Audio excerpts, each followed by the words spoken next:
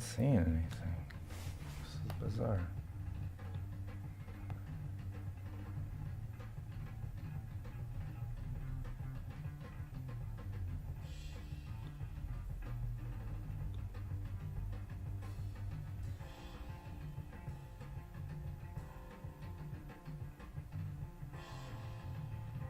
Ah, okay.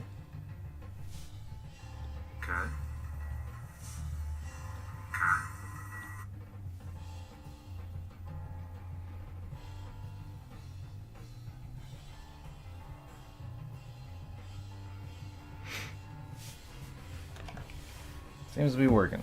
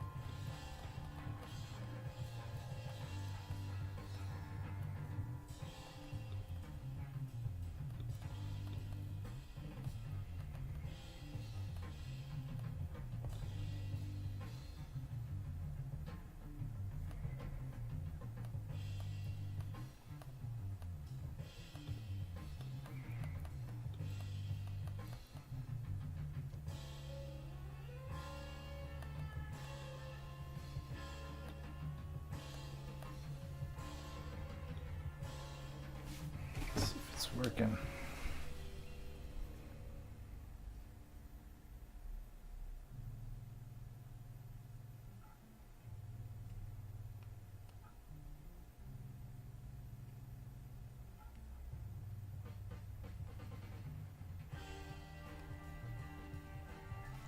Okay, great. It's working. Anybody there? Hello. How's it going?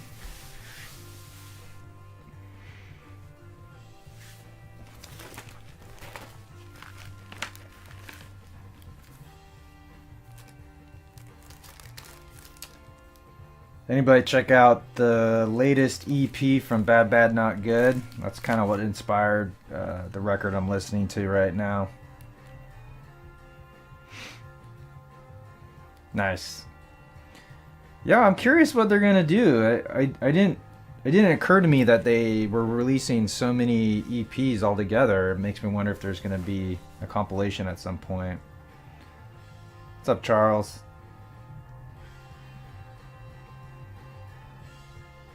Is that Portuguese? What is that?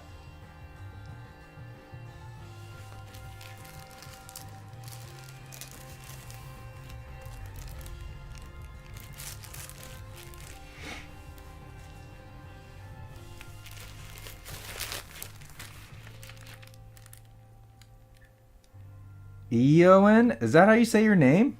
I don't know how to say that. How's it going? It's morning for me. What time of the day is it for all of you?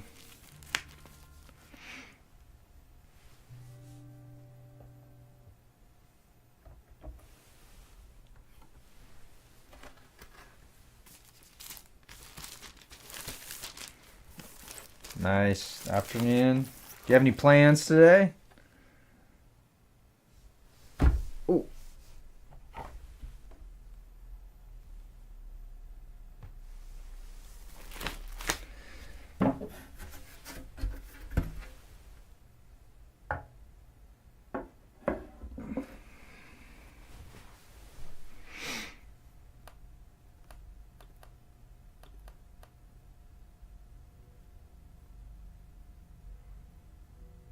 Oh, thank you, Charles. I appreciate that.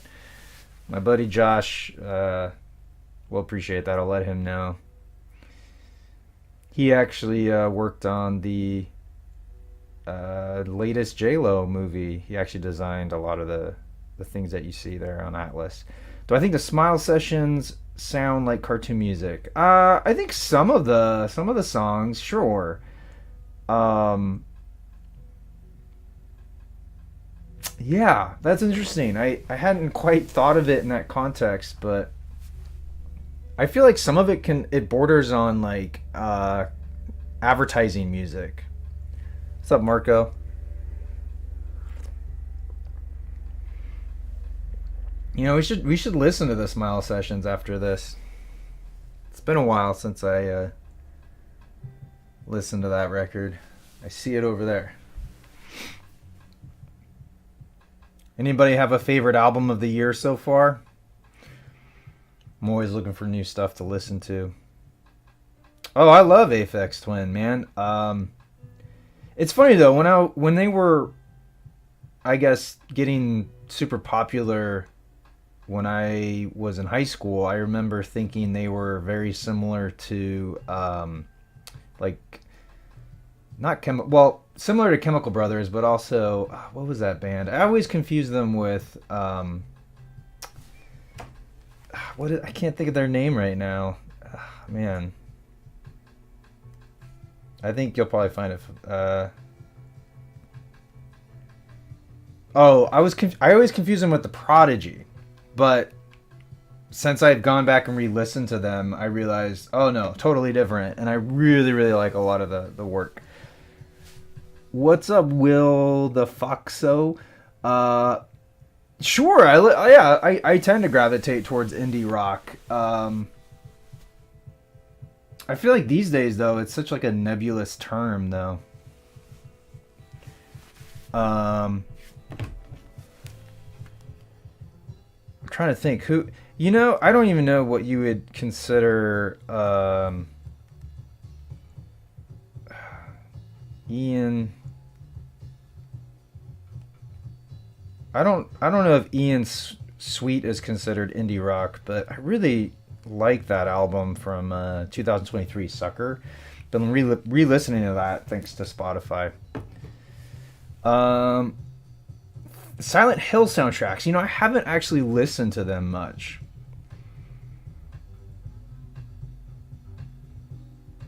Oh, cool. Yeah, we're only in it for the money. That's a record that I'm very aware of because of the album cover, but it's not something I really dove into, but I should actually I should check that record out. I'll be honest though. Well, no, that's not true. Like generally, I'm not a huge Zappa guy, but I really do like the Mothers of Invention. So, that one, was it Freak Out? I really like that record. So, yeah, I don't really have a strong opinion either way on it.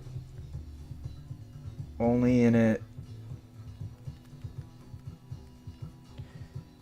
Yeah, I should re-listen to that record. Hey, welcome from Chile. Thank you, Luis. My favorite Brazilian album? Oh, that's a tough one. Thank you, Charles. Gosh.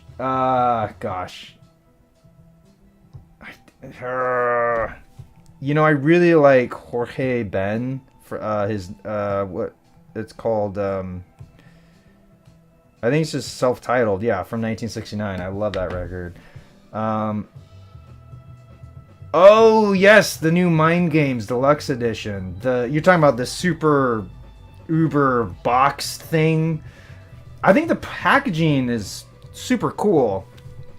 I just can't justify that over $1,000 price tag for an album that, if it was like one of my favorite albums of all time, absolutely. But as it is, yeah, I can't see diving into something like that. I think it's great that they offer all those, they have like prints and I think buttons or maybe patches. Really cool stuff. Yeah, Geek. Yeah, I really like the new Lemon Twigs. Yes, I know. I'm aware of. Yeah, I've never played Silent Hill. I'm aware of it. I think I saw the movie, or I saw bits and pieces of the movie, but I haven't really listened to it. So, be sure to check out Live from Detroit, a concert at Michigan Central tonight at NBC. It's really good. Oh, cool. Oh, wow. Diana Ross, Jack White, Eminem, and more. Okay. Thanks, Tyler. Bowie top 3. Oh gosh.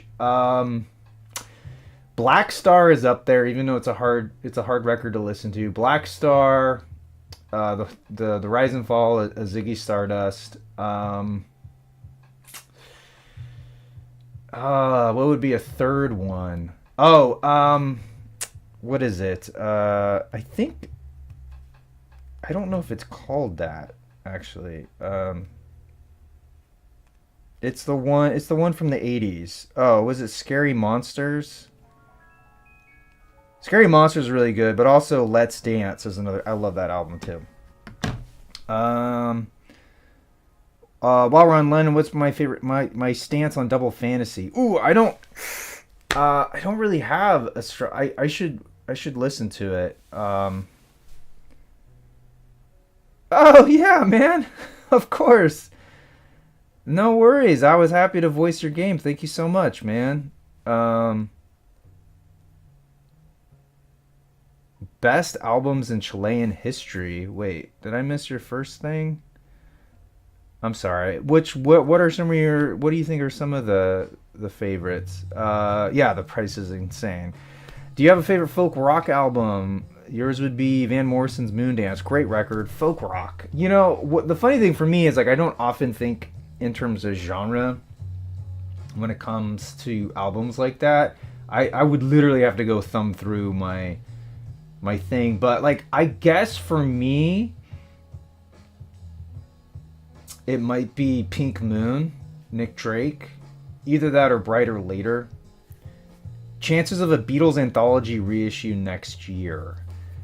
Oh, is that because of the 50th or 50th anniversary? What? Gosh, what was that? 30th anniversary, right? Let's do math here. Yeah. It's possible. Considering we got the Red and Blue albums reissued, it's very possible. I still don't think it's likely, but who knows? I could be, I've been proven wrong all the time. Uh,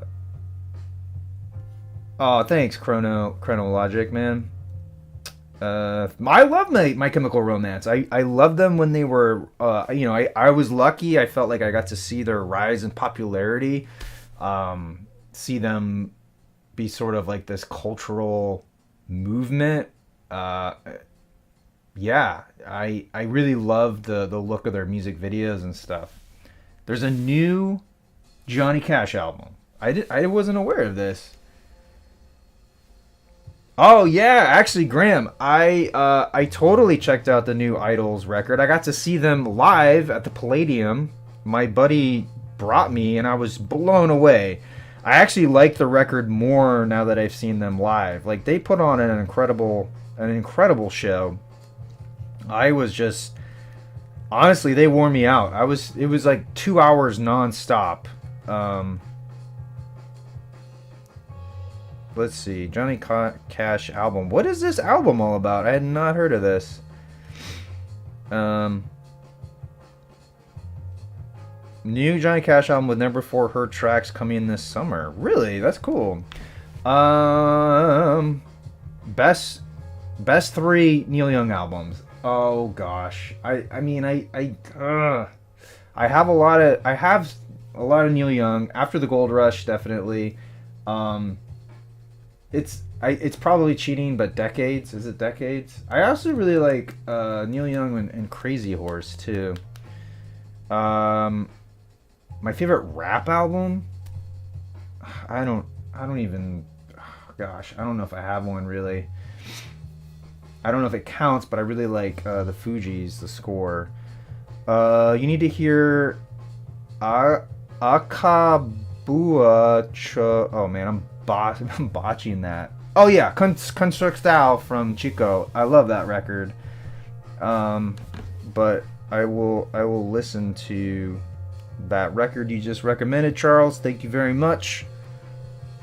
I just gotta type it in. Hopefully Spotify has it. You never know. Oh, cool. This looks great. Thank you. Have I listened to Bad Nerves? No.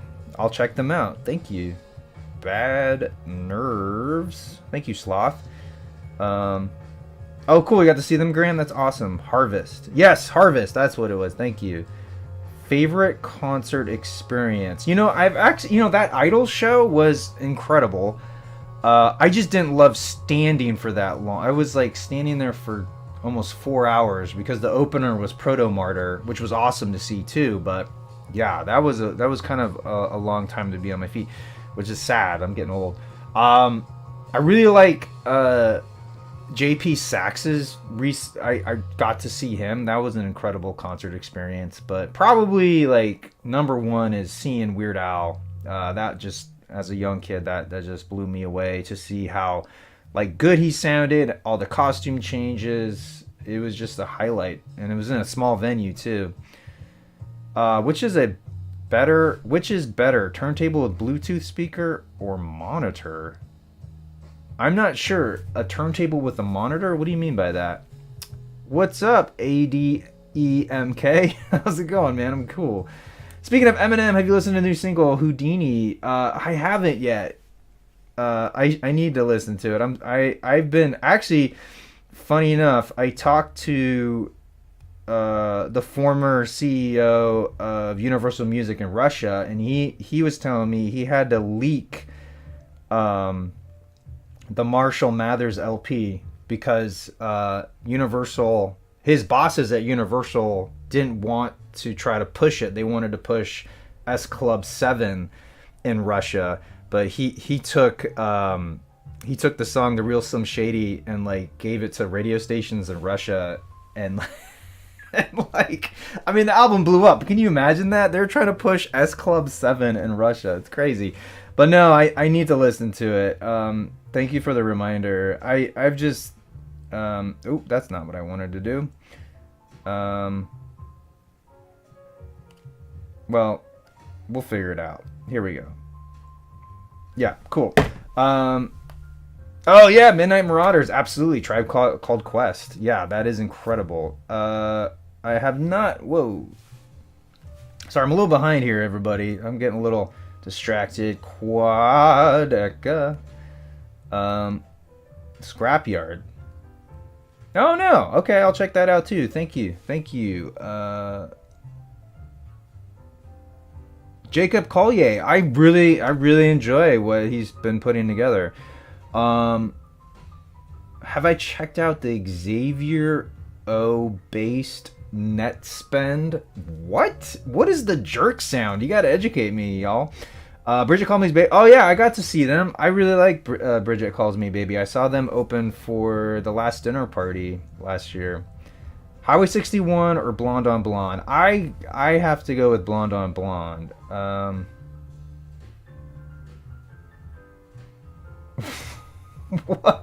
What are you saying, Chronologic? Do you like Ringo's 1973 album? Oh wait, is that? I think I know what that one is. Is that the? I think that's the one. Yeah, that's like his best record in my opinion. I love that record. It's just his self-titled. Some great songs on there. And monitor. Oh, monitor speaker. I mean, if for me personally, if you're gonna pick up a turntable, I would try to maintain an analog signal path as much as possible, because I know it's more convenient to go Bluetooth, but you know, it kind of defeats in some ways the purpose of it, but I can understand why you would do that. I don't know. Throw out some different models, and I can try to help you with that. I have not seen the Queens of the Stone Age yet. So did I listen to Queens of the Stone Age last album? I can't remember. I'll be honest, they're not, for whatever reason. For some reason, they're just not my bread and butter. Yeah, I did listen to In Time's New Roman. I don't know, man. I don't know what it is. I like some of the earlier stuff, but that record just didn't grab me. What's up, Ivan?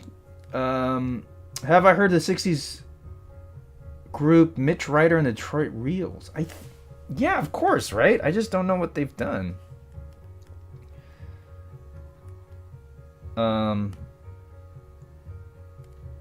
What did they do? Oh yeah, of course, man. Yeah, of course. They're classic. Which is better, Pet Sounds or Summer in Somewhere in Paradise. There's no question. I mean, I think you're joking, but yeah, Pet Sounds, of course. Favorite Radiohead album? I mean, maybe it's cliche, but yeah, I just love OK Computer. Jerk is like a style of trap that's more focused on like loose drum patterns, if that makes sense. A lot of the teenagers recording their phones stick. Oh, okay, awesome. Thank you for that. I'm not a huge. Oh no, wait, trap. Yeah, I don't know if I'm a big fan of trap, but I will give it a shot because, why not? I like to keep an open mind. I figure my opinion is no matter what the style of music, I will find something that I can enjoy about it, or find a band or group that I like. Doesn't mean I have to like everything that comes out of it, but I don't know. That's just how I am. It keeps an open mind that way. Oh, okay, Xavier. Wow, look at this person. I will check them out. And then net spend. These are cool names. I like that. I guess you kind of have to get creative these days because there's only so many names to go around. All right. Gonna catch up on here. Did I delete the Sticky Fingers video? No, I don't think so. Do I collect CDs? Not really. I have a lot of the CDs I had back when I bought CDs, but these days, no. Will I check out Will Chromica? I'll check it out. Also, I'm taking requests for the next record to listen to, so feel free to... I don't know what that is. Will Chromica? Anyway, have I... The Wolfpack? Yeah, of course. I remember them. Let me see. Did I... Let's see. What is up with Sticky Fingers? You know, it might have gotten blocked where you live because I think I play too much music because that's an older video. Let's see if I can find it. Why can't I... I spelled sticky wrong, of course. Oh, yeah, it is. Let's see. Oh, it's unlisted. Why is it unlisted? That's strange. Let me edit that real quick. I don't know why that got unlisted. Without... Oh, okay, public. Let's see what happens. Alright, it should be up now. Check it out. No, I haven't seen Queens of the Stone Age live. Thank you, Sloth. Whoa, best experience working on Conan. You know, there a lot of my times on there kind of get blurred together. I just remember like it was just a really amazing place to be. There was like a lot of excitement. I remember like they had like an animal like zookeeper thing, and I got to hold a baby lemur. That was amazing. But honestly, like I think it might have been my first episode or something. I was there, and like Mr. T was there, and he's like somebody I really looked up to in childhood. So like I'm there, I'm in like, I don't have a dressing room or anything. I'm trying to memorize my lines because I didn't realize there'd be cue cards. So I'm trying to memorize, and like Mr. T comes in, and like he sees I'm trying to memorize lines, and he's like, oh, sorry man, sorry. And I was like, oh no, it's okay, Mr. T. Please interrupt my space. And then I remember I did my thing because it was a live tape, and then I get backstage and like Joel McHale is there and he's watching the feed, and when I go back in, Mr. T goes out, and Joel was just like, hey man, that was really funny. Mr. T was cracking up. He has a really funny laugh. Nice job. And like, I don't know, that was like my world. That made my world to know that I made Mr. T laugh with my performance. Oh, man. Alright, sorry. I'm a little behind here. Some of my favorite modern bands. I apologize. My brain just gets so I have so many things going on in this brain. I can't always remember like who I'm listening to that I really really dig. That's why I have to keep notes. I really like the Marias right now. Let's see who else. Oh, the Blank Tapes I like. The new Andrew Bird Trio album's really great. Shannon and Clams. Hollow Coves. Yardak. Act. Yeah, the new Cage the Elephant's really good too. Hit the thumbs up. It seems with the Mars Volta, you either love them or you hate them. I do like the Mars Volta. Oh, thank you, Andy, for the recommendation. Have you heard the UK punk band The Damned? Yeah, man, of course. My friend is really good friends with David. David? Is that right? Why am I so... My brain is mush. Let's see. David Vanian, right? That's his name? You'll tell me. Yeah. Yeah, my buddy's friends with him. He had like a couple of amazing albums that just got shelved. I couldn't believe it. Mr. Morale. Oh yeah, that's I don't have that Kendrick Lamar album on vinyl. Do you need professional help because you can't get into Pet Sounds? Is there any song on Pet Sounds that you like? What's up, Werewolf Cat? Okay, thank you, Hello Music. First half Pet Sounds not the best. Okay. Seen the Damned. Oh, awesome. Have a great time. Favorite Muse album? I don't have a favorite Muse album. It was funny though. I was at an event in Hollywood, and I think it's the drummer. He was like sitting right next to me. It was kind of funny. What's his name? Oh, Matt Bellamy. Yeah, Matt Bellamy. And like my buddy Tim was like, "That's Matt Bellamy," and I'm like, "Who?" Because I don't know the band names, obviously, or the members of their names. Tiny Tim Rock. I finished Tiny Tim Rock yesterday. Might be the peak of So Good It's Bad. That's hilarious. Starcrawler. All right, I'll check out Starcrawler. I like that. Starcrawler.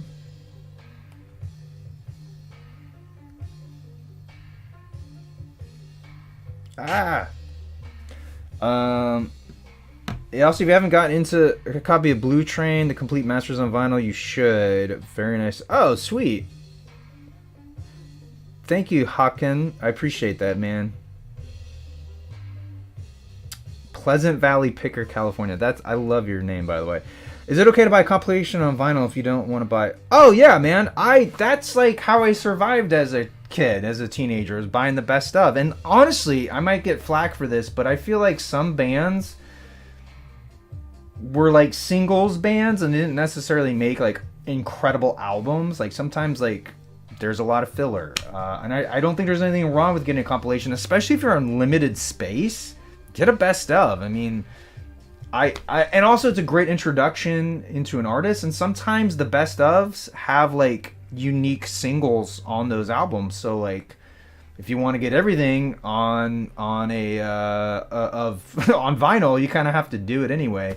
I feel like certain artists, like the Beatles, like their first several albums are, they're great, but I can understand why someone, because there's a lot of covers on there, I can understand why someone would want to get the Red and Blue albums or get like the past masters just to get those singles all together. Totally makes sense. Nothing wrong with that. Started working on a Weird Al game. Got any suggestions for ideas? Yeah, we can definitely chat off of here. Kendrick and Drake beef. I think it's hilarious. Todd in the Shadows did a great little kind of recap of everything. I mean, I don't know. I don't have any skin in the game. I've never been a fan of Drake. I've enjoyed Kendrick. I think, yeah. I mean, I think, what was it?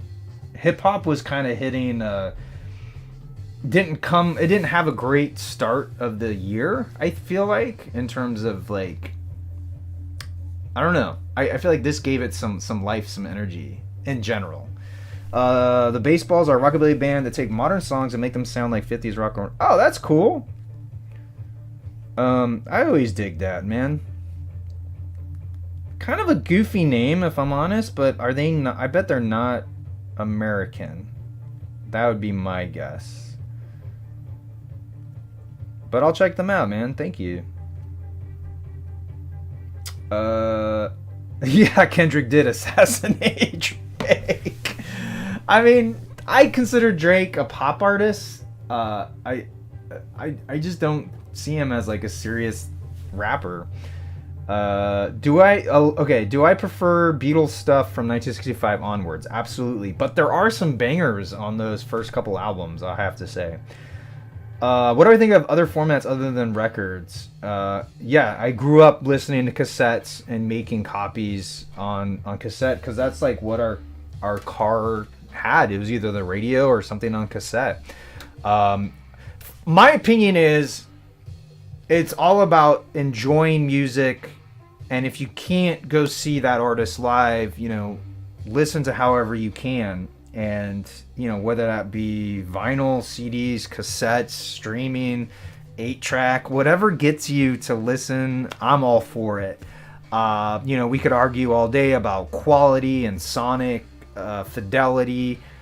And there is a lot of merit to that. I've heard some amazing sound systems, and it does make a difference. It can change how you enjoy something, but for me, it's just, however you can get your hands on it, please do. And I'm also coming from the perspective of like how cost prohibitive it was to like, the only way to like it was either to catch it on the radio or to like be given it by someone, or a copy, or you have to buy it. And so to be able to have access to all this music these days is just incredible, and I'm all for it. Favorite Prince album? Sign of the Times for sure. Okay, I'm gonna go grab another record, and I'll be right back. I didn't really get a consensus, so I'll be right back. I'm gonna grab that Beach Boys, actually.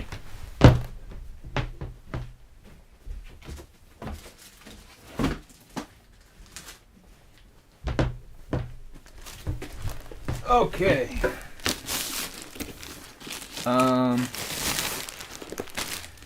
What do I think is a better quality and sound? Buying secondhand or reissue? Actually, before I get to that one, ATV Studios. Yes, I did enjoy the new album by Justice. Where is the records? Yeah, I did really enjoy it. I especially loved their collaboration with Tame Impala. I thought I really enjoyed that. And it's cool, man. It's cool how they just, that was surprising to me. I was not expecting a new record from Justice. Yeah, so to get back to Miguel's question, what do I think is better quality of sound, secondhand or reissues? It really depends. With secondhand, you're dealing with condition. Condition is king, and that's why, like, some vintage original pressings go for so much, is because it's hard to find one in like near mint condition. And there's something to be said too about getting something that was made at the time that it was recorded. I mean, like, tape ages, and like, I know they do a lot, and they can make a lot of things sound really good that are old, but like, I remember listening to some reissues of Bruce Springsteen albums, and they were talking about the wow and flutter, and like, sometimes tape stretches out. and it can create weird warbly kind of artifacts that you don't get in original pressings because it was fresh, like it had a lot of elasticity. So I don't know, man. In terms of like analog versus digital, like say a lot of the mobile fidelity stuff, like for me, it's kind of a mixed bag. I mean, I really like what Rhino High Fidelity is doing, trying to keep the all analog audio chain going. But like sometimes the reissues sound better than original pressings. So it's really one of those things. Like, you know, I would take Discogs reviews with a grain of salt, but you know, people who have multiple copies, I tend to take their word over, you know, someone else's. But again, in a grain of salt. At the end of the day, I feel like unless it's like very egregious, most reissues, like we're talking about grains of sand differences. You know what I mean? Like I've heard some really bad reissue pressings, but generally that's like the exception and not the rule, in my opinion. Ain't, how do you say that? Ain't Amy and the Sniffers? That's hilarious. I will check them out.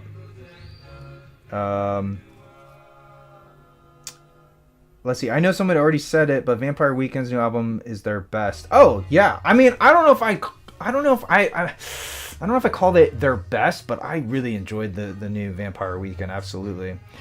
Best 90s rap album, in my opinion. I am just the worst person to ask for something like that. Oh gosh. I'm looking at my hip hop section trying to see if I can conjure up any ideas. Oh man. In the 90s, I was so lost in the world of like Weird Al and like alternative. So like thank you, Miguel. I haven't seen the new Beach Boys documentary. I want to. I should check that out.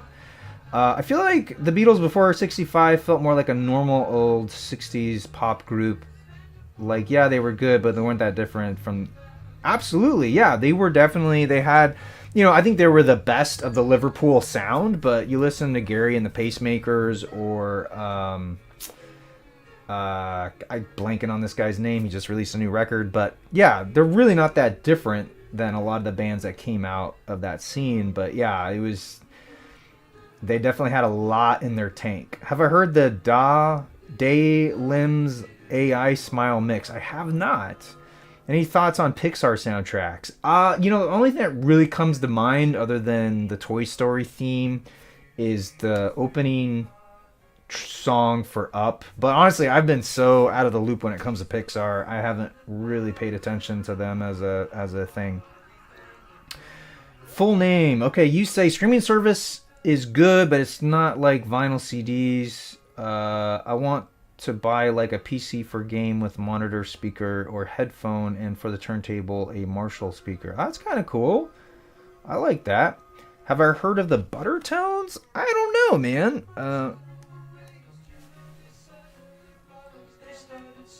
Butter Tones. Oh no, I don't think so. Oh, they've been around for a little bit here. I'll check them out. Thank you. Do I think 60s was a peak of popular music? I think it was the peak of variety in pop music, maybe, if that makes sense. I think there was also... I mean, if you look at like Billboard Top 100 and you look at like the top 10 singles from any given week, there was a lot of variety on there in terms of like style and genre. Also, I feel like a lot of music hadn't quite splintered off yet, and so like if you were to like DJ only stuff from the 60s, there's a lot of avenues you can go, and it all kind of meshes together. Once you get like kind of past the 70s, things really start to splinter off. But I don't know, man. I guess it really depends how you define peak. Like, is it in terms of like how much money it generated for the labels, or like the broad reach. Like, I'm not really sure. Vinyl, I have Abbey Road, Nirvana, MTV Unplugged, and some French artists. Cool, man. That's awesome. What do you think about the new Beatles biopics cast? I don't think that's been official. One of the guys, I think, who is claimed to be Ringo said, no, I'm not casting that. Corinth, thank you so much, man. I really appreciate that. Have I heard the Talking Heads 1984 concert film Stop Making Sense? Yes, I know it quite well. I own the soundtrack. I have not seen the film in its whole. I really wanted to see it in the theater. I just didn't get my stuff together to go see it. I do regret that, but I definitely I need to pick it up. Is pronounced as in amyl nitrate? Oh, okay. I think I still said it wrong though. Exolado Fegs says, I'm doing a 100 albums in a year challenge. Basically, I have to fully listen to 100 albums in all of 2024. I've done 75 right now. Do you have recommendations for albums? Yeah, it's really, I mean, it's hard to know because I don't know what you've listened to already. But like Donnie and Joe Emerson, Jeff Buckley, In the Wee Small Hours, Frank Sinatra, The Seeds, obviously anything by Pink Floyd. I really like Johnny Burnett Trio. I would listen to them. The self-titled release by Black Sabbath, Daft Punk, Discovery. I mean, there's a lot. Okay. Hello Music says, hot take. Nirvana's best album is MTV Unplugged. Different question. Best John Coltrane. Oh, gosh.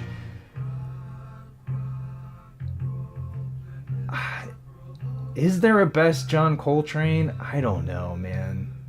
That's a hot take, though, man. I think you'd get some hate from some people. It is a great performance. I don't know if I'd call it an album. In the truest sense of what an album is. But best John Coltrane, I mean, Giant Steps is definitely up there for me. But I'll let you all decide in the comments. With Bruce Springsteen's Born in the USA celebrating 40 years this month, what are your favorite songs? And would I consider reviewing the album in the future? Oh, definitely, Taylor. I mean, I love that record. I mean, that's a childhood staple for me. I know there's a special edition 40th anniversary pressing coming out. Favorite songs on there. I mean, I don't know it by heart. I'd have to look. Let me look at it real quick. Oh, that's not what I wanted. Probably I'm on Fire, Dancing in the Dark. Those are probably my top two songs off of that. Which is better, Melancholy or Siamese Dream? For me, I would say Siamese Dream.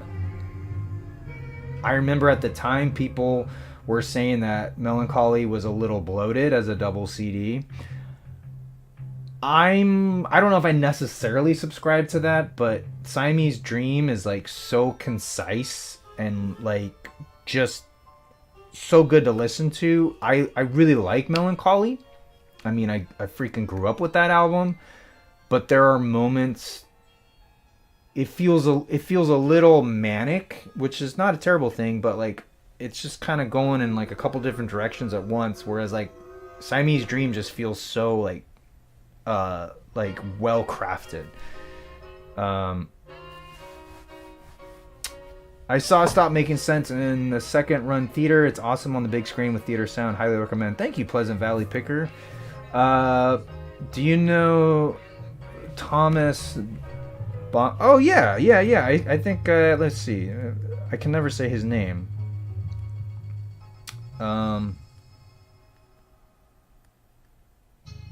Right. He's like one half of Daft Punk. Yes. Yes. In my opinion, who was the heart of Pink Floyd, Roger or David? That's such a trick question because like Roger was there from the beginning. David only came in to replace Sid. And so like and like Roger sort of, you know, he left and then David continued with everybody else. I don't know. I guess my impulse is David, but I feel if you look at like their top 5 albums, or at least the big 5 or big 4, really that was driven a lot by Roger, but I think David added a lot to sort of smooth out the roughness of it, that the edge that Roger has. So I mean, I feel like you can't have one without the other. But for me, the sonically the heart of Pink Floyd is David, and I would say the message of Pink Floyd is Roger. Oh, that's awesome! You got to see them live, Pleasant Valley. Born to Run or Born in the USA?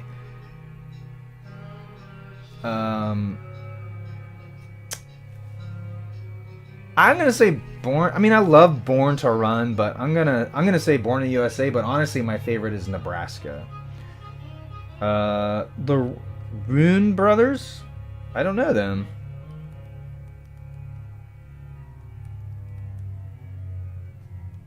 Let's check them out. Oh, they have a relatively new record out. I'll check it out. For me, it's Glory Days, and I'm going down by Bruce Springsteen from... Oh yeah, Glory Days is great, too. Favorite Kinks album and song. Favorite Kinks album. It's I can never say it right, but the one that has Lola on it. I don't think that's my favorite song of theirs, though. But I really like that album. I mean, is it wrong to say You Really Got Me? I love that song. Have I listened to Hell Hath No Fury by Clips? I'm terrible with names, but I don't think I have. Let's check it out. No, I haven't. Cool, I'll check that out. Thank you, Santi. It's always been funny to me how the anarchist genre punk would use records to release their music. Like first hardcore punk songs were on records. I know cassettes weren't a thing at the time. That is interesting. Have I heard The Warning? It's a female group of 3 sisters. I don't know if I know them. Let's see. Oh, no, I don't think so. I will check them out. Thank you so much. Melancholy's Billy's attempt to make Sign of the Times. Gosh, I didn't think of it that way, but you're absolutely right. Thunder Road and Born to Run are my favorites. Oh, Thunder Road's so great. Stuart says I would say Roger Waters. Yeah, Nebraska is an interesting choice. Dark and brooding, but a damn fine album. I would say both Roger and David played their roles in great and excellent ways, but they both had their flaws as well. To say only one person is the heart of the band is just discrediting. Absolutely. I feel like if anybody's the heart of the band, it would be Nick Mason. I mean, he literally is the heart. Which is better, Dookie or American Idiot? For me, it's Dookie, just because that is a life-defining album for me. Regardless of the music. I liked American Idiot, but I don't have the same reverence for it. Okay, the Sound of Floyd is definitely a team between David and Rick, in my opinion, especially those keyboards. Absolutely. Yes. My favorite Kinks song is Rosie, Won't You Please Come Home. Excellent song. The Wrecking Crew were the only studio musicians on Rubber Soul. You're welcome. What are you talking about? I don't think the Wrecking Crew was on Rubber Soul. That doesn't make any sense to me. If you've heard about Baby Lasagna... Oh, I haven't. I think they're going to be a huge career. Oh, do I think that? Gosh, I don't know, but I love their name. That's a great freaking name. I will listen to them.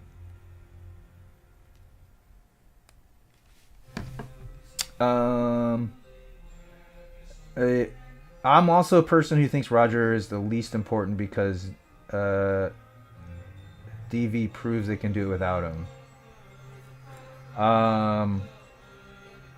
Favorite 80s SST album? Oh, gosh, you know, I don't think in those terms. I wish I could. I know exactly what you're referring to. I just can't. My mind goes blank. I don't know. I'm so sorry. I like Springsteen's Tunnel of Love. Oh yeah, that was the follow up, right? That was the follow up to Born in the USA, right? What's up, Killer Flip Flop? Great username. Hey, I hope you're doing well. What's your go-to to clean your vinyl? Oh, that's a great question, Jason. If it's just like a simple dusting, I do really like the music. Music Nomad's brush for just a simple dusting. But when it comes to like actual cleaning, I tend to just go with a spin clean, and then I do a vacuum dry with a record doctor. But if it's like one record, I'll just use the record doctor to clean it. That's just what I do. Division Bell. Oh yeah, of course. Sorry, my brain's a little slow here. Sticky Fingers or Exile on Main Street? For me, Exile on Main Street.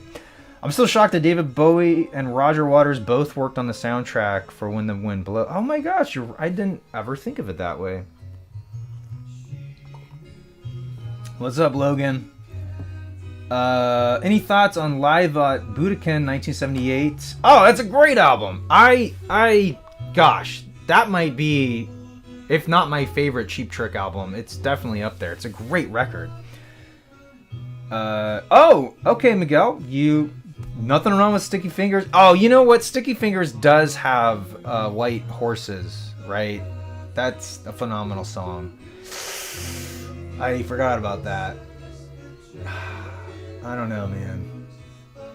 And it is okay, I'm gonna have to rethink that. Oh yeah, SST had early Meat Puppets, Husker Du, Black Flag. Oh, thank you, famous Ashtray. I don't have a favorite thing. Harpman, what inspired me to create this channel? Well, in 2010, you have to go all the way back to 2010, and I was watching a lot of Angry Video Game Nerd and Nostalgia Critic and other people like that, and I thought, oh, I want to do that. But I didn't want to do video games or movies because that felt so... it just felt very noisy. There was a lot of people trying to do that, or doing that, those kind of videos. So I thought, well, I'll talk about music. And at that time, there was, I think maybe the Needle Drop was like the biggest channel at the time, and I think he had less than a million subs at that point. So I was like, okay, I'll do that, but I'll do it on vinyl because I collect vinyl. He doesn't talk about vinyl that much. I'll be very specific on vinyl. And originally, it was supposed to be like a React channel. This was way before they had Reacts, but it wasn't. I didn't find it that interesting to watch. And so I switched it to talking more about the history and doing reviews. But yeah, that's kind of where it got going. Do I remember any album covers that stood out to you when I was a kid? Yeah. Twisted Sister. Actually, let me go grab it real quick. Where is it?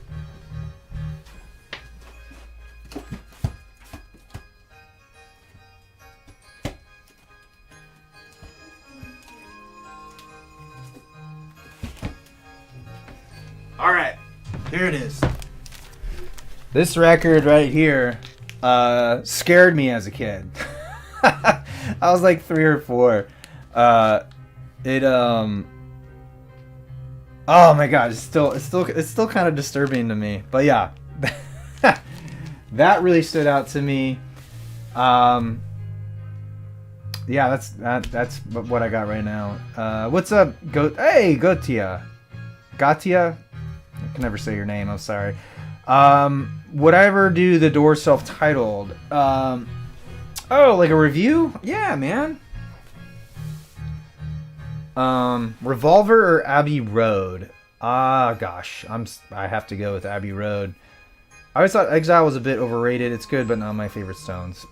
good point. Favorite Beatles solo album. Yours is a tie between Imagine and why can't I? My mind goes blank when I see these acronyms. Sorry.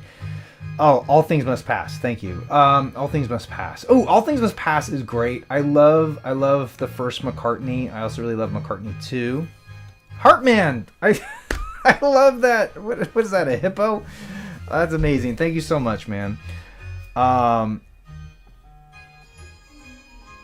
Oh my gosh. Donkey Kong 64 soundtrack. I was singing the original Donkey Kong Country soundtrack. You know, I don't know it very well. I never played that game. I think the rap is hilarious. I really like it. Cole Maxwell has really good singles. Something new. I follow my sword every time. It's pretty obscure. Oh, cool. I'll check it out. Why is that name familiar to me though? Do I like any of that? No. Interesting. Thank you so much for the recommendation, man. What turntable do you have going on there at the back? This is from Dumb Audio. They're a Canadian company.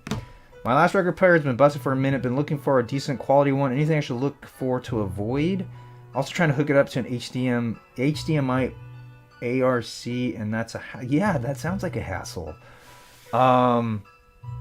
Anything? Honestly, if you look for something in the $300 to $350 level for something new, you're probably going to be okay. Really, the pay attention to what cartridge that comes with it. That can make a big difference. But if you email me some models that you're looking for, I'll reply back and tell you which ones I think you should pick up. Any music before the 1950s that grabs my attention? Yeah, there's a lot of boogie woogie that I enjoy. There's a lot of early blues I like a lot. But nothing specific I can tell you right now because I'm terrible with names. I love McCartney too. Great thumbnail, man. Leonardo, thank you so much. What do you think of the top 3 vinyl records everyone should? Oh man, that's such a hard question. Top 3 vinyl records. I mean, Dark Side of the Moon, Beatles' Abbey Road, and Weezer's Blue Album. Moving Pictures or Permanent Waves? Gosh, I lean towards Moving Pictures. Sir Heskett. Thank you, man. Is this the must-be place for the best Talking Heads song? Oh, that's a good question. I don't know, man. Thoughts on Los Shakers? Very good Beatles-esque band from Uruguay in the 60s. Oh.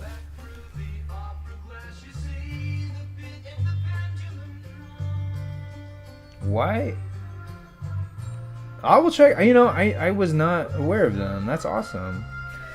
Pre-50s all jazz, baby. Absolutely. Can the next album you play be obscured by clouds? If no one... I mean, why not? I guess. I have it. McCartney 1, 2, or 3. My least favorite is 2. My favorite is 1. I mean, for me, if it's purely McCartney 3 as it is, I mean... They go in the order that I like them, 1, 2, and 3. But I really like McCartney 3, was it Revisited? I really like that. What made you go with the 50s aesthetic? I really like it. I feel it's pretty unique from other content creators. I think it came from for a little bit I was in a rockabilly band and I was kind of obsessed with 50s stuff. And I did a pompadour with my hair and all that stuff. But even before that, I was collecting a lot of vintage clothes from thrift stores. So I'd had a lot of suits. And so my friend Josh, who designed the space and everything, he incorporated a lot of that. And so the main inspiration was late 60s, early 70s talk shows, the Dick Cavett show. And sort of incorporating a Guy Smiley from Sesame Street kind of vibe, almost like a Price is Right, Bob Barker kind of host.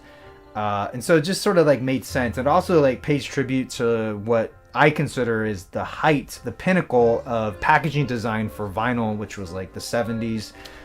You just had some amazing stuff because you had such large budgets to create these products, and it really was like the last hurrah, I think, for like analog sound and vinyl. Oh, awesome! Full name. That's so cool. What kind of chair did you get? I highly recommend the Damned's third album, Machine Gun Etiquette from '79. It hits the ground running, excellent all the way through. Nice writing. I think I know that album. I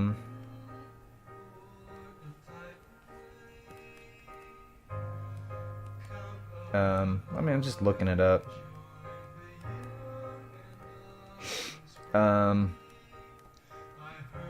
The Damned.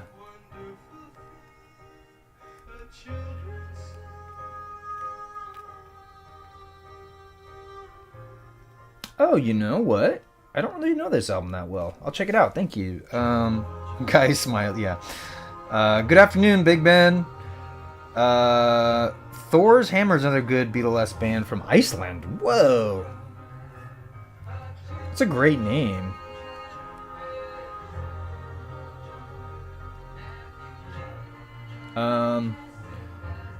Hey Josh, been watching for a few years now. Randomly got the Freewheelin' Dylan video from Yonkers.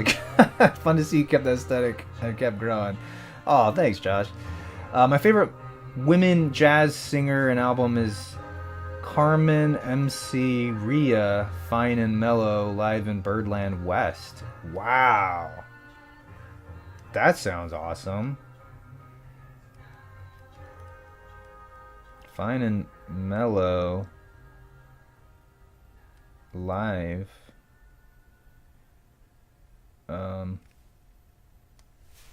Oh, time to switch her out.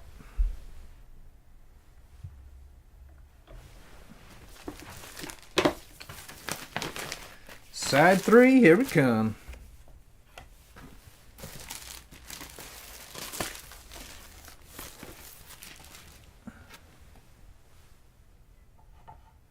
Whoa. Here we go. What is it? Carmen.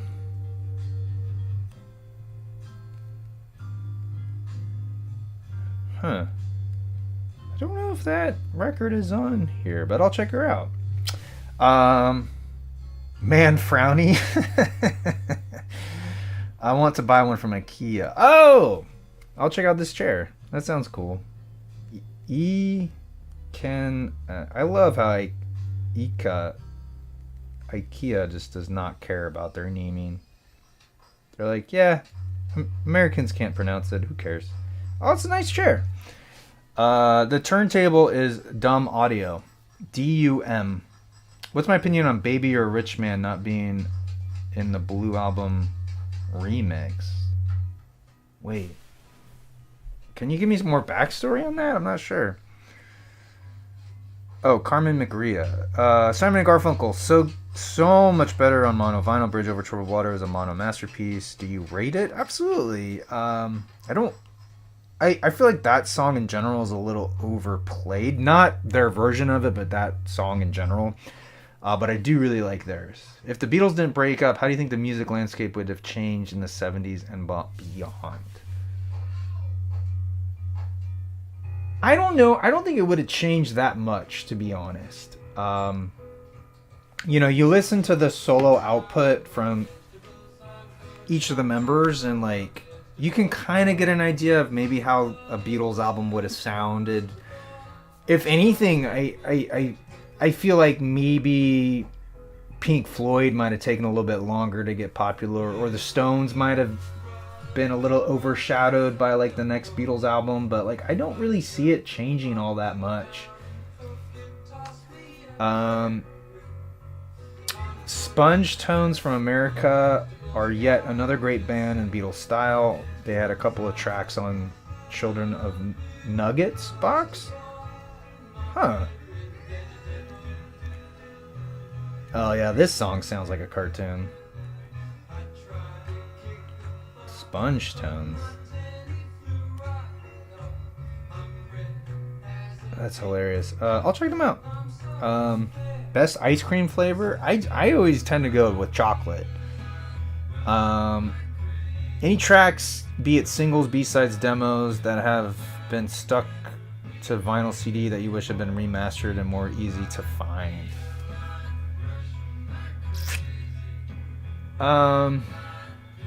Nothing jumps out to me. Is there something that you're thinking of? I'd love to know. Thoughts on Nielsen Smielsen? I like it. It's not my favorite record of his. I think it will always be The Point. Oh, here's with your thinkers. Is there a chance for any new video audio format distribution to come out? Well, yeah, of course there is. I guess the real question is, will it catch on? Will it be popular? And I think it really just comes down to convenience and like, how does it interact? Like, I don't know. I feel like we've had surround sound systems for a while now, and they just haven't really took off when it comes to like the masses. So like, I don't think that is the way forward. The only thing I could think of is a way of integrating visuals with music. Like, you kind of see that with some people on Spotify, like that, you know, it plays on in the background in a portrait format. I could see something like that happening, but it has to be like dumb silly. Like, you just have to, it doesn't take any real effort on the user to create that. But I could see something like that, like maybe an augmented reality or something that's like projected, that is almost like a miniature version of like the dome that's in Las Vegas. That could be really cool. Oh gosh, Baby Rich Man. Oh, okay. See, I was thinking the Blue Album. For some reason, my head went to Weezer, and I'm like, did Weezer cover Baby You're a Rich Man?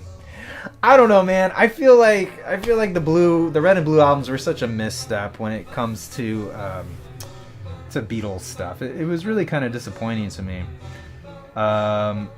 Did I remodel? I'm not sure what you mean by that. As in, vinyl and tapes are back.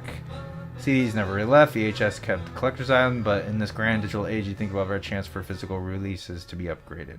Oh, yeah, I don't think so. Unfortunately, no. I really don't. Hey, Jason, I saw some of your earlier videos. Your videos evolved since then. I think we met in San Jose near Big Al's record. Oh, yeah. What? Yeah, that would have been. That would have been 2013. Yeah, maybe 2013. Wait. Oh, it was 2013, but I think the video came out in 2014, maybe. I don't think I have a favorite Tom Waits album. I don't really listen to him a lot. I really like who he is and what he creates, but sometimes, like, his music is a bit much. This sounds like a cartoon. I don't have the Brian Wilson Presents Smile. Well, sure, none of the usual formats are convenient now, but that's what we had then, and it was convenient then, right? I guess that's what I'm getting at. My favorite track on Sunflower by the Beach Boys. Give me 1 second.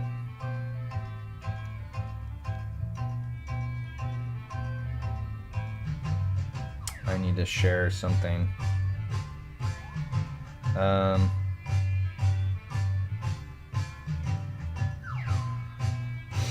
Let's see, Sunflower.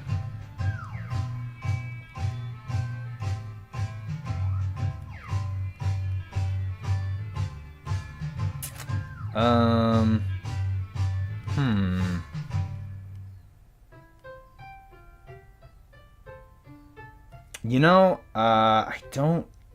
My problem is, like, I'd have to re-listen to it to give you a good answer. I mean, I really like their Cool Water and All I Want to Do, but I don't know if those are my favorite. Whoa.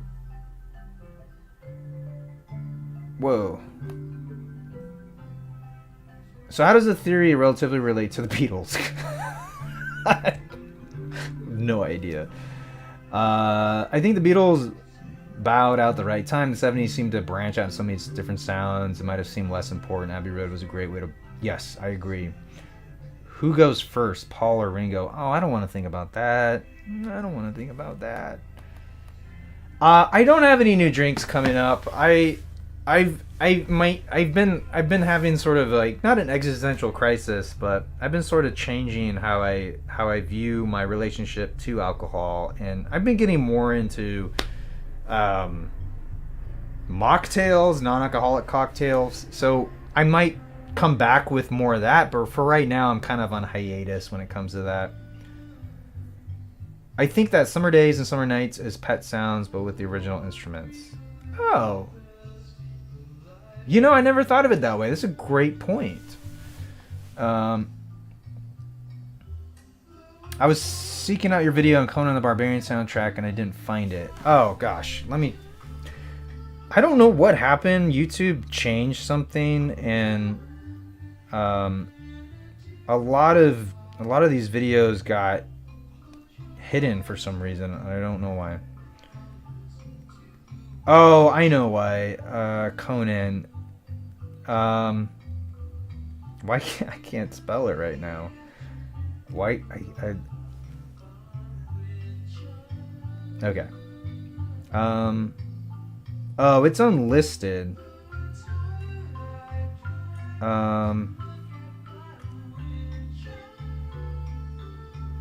Let me just send it to myself.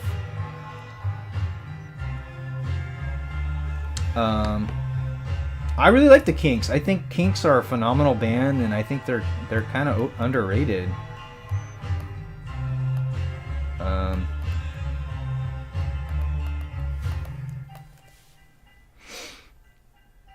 I had a nostalgic experience with the Red Album back in 2019. Very cozy. 76 repress on vinyl. Just working on my computer with some of the Beatles' early songs bellowed out through my stereo. That's awesome. Thank you for sharing that. Oh yeah, Sunflower is the best Beach Boys album, and it's not even close. To be fair, I haven't listened to Keepin' in the Summer Alive yet, so I might change my mind later for some odd reason. I doubt it.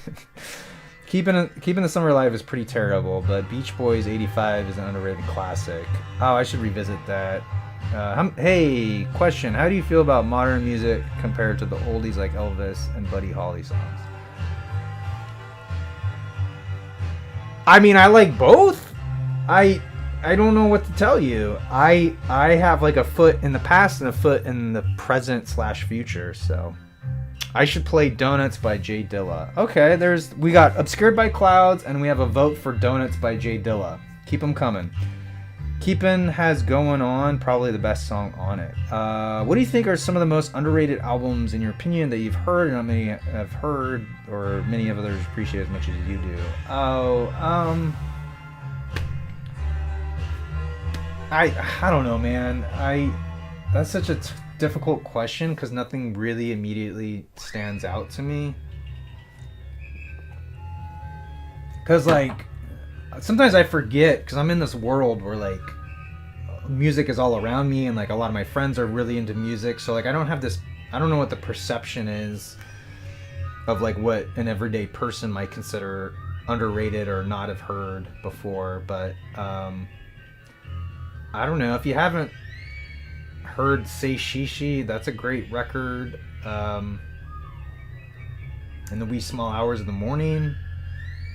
I really liked that Yusuf Lateef album, Eastern Sounds. That was a great record. Oh,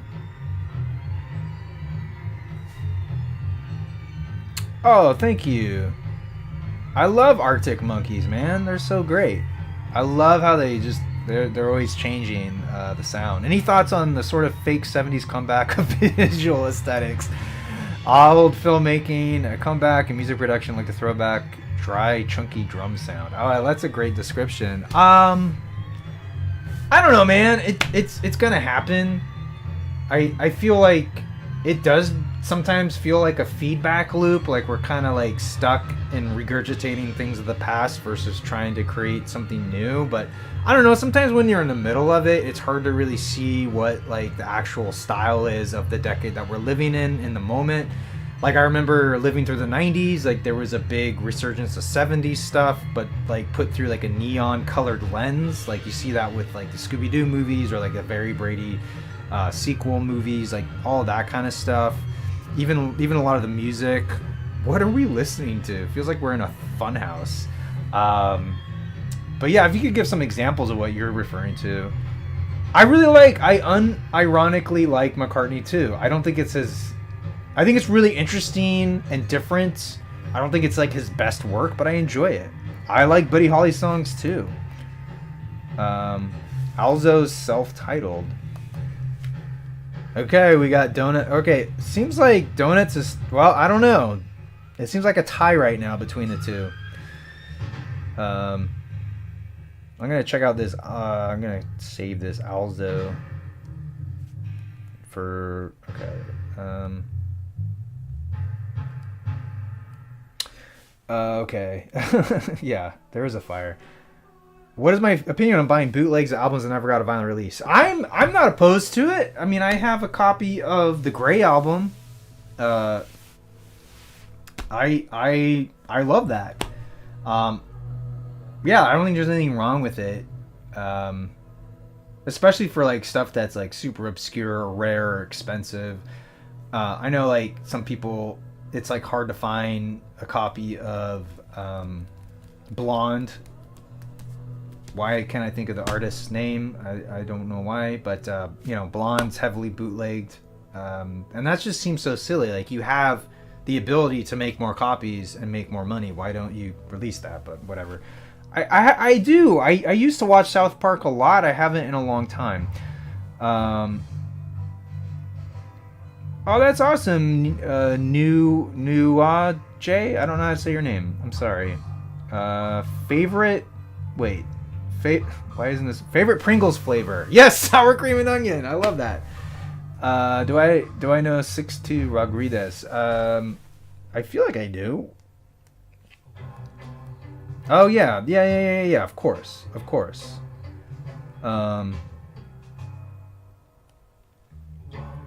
Yeah, I mean, Cold Feet, what an amazing record. Immediate reaction to the following: Neutral Milk Hotel, love it. Phoebe Bridgers, love her. Melina Martinez, I know the name, I'm blanking on it. Colts, I really like. Tycho, absolutely. Why? Oh, throwback for me. Love Why. Obscured by Clouds is epic. Do you ever consider doing a tour of your vinyl room? I sort of have in the past. I don't know what else. I guess I could do a very specific... walk and talk. Have I heard of Judy Sill? No.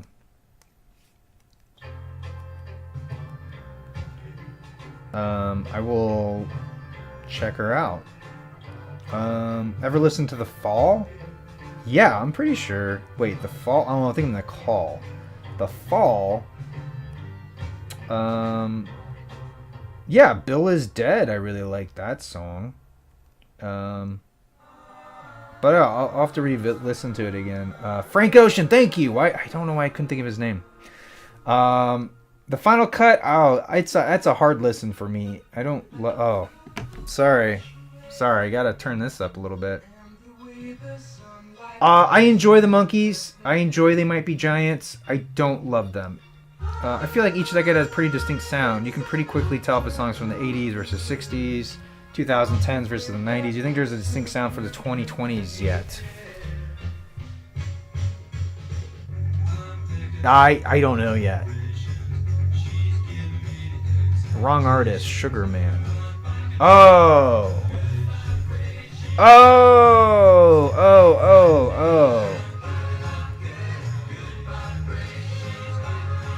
Wait a minute.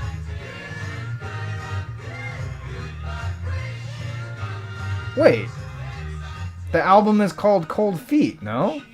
Am I being weird? Cold Fact! Ah, I misread it. Cold Fact. Ah, okay. Yes, no, Rodriguez, awesome dude. How would you rate Diamond Stylus, or what is optimum price to performance ratio for record player needles? I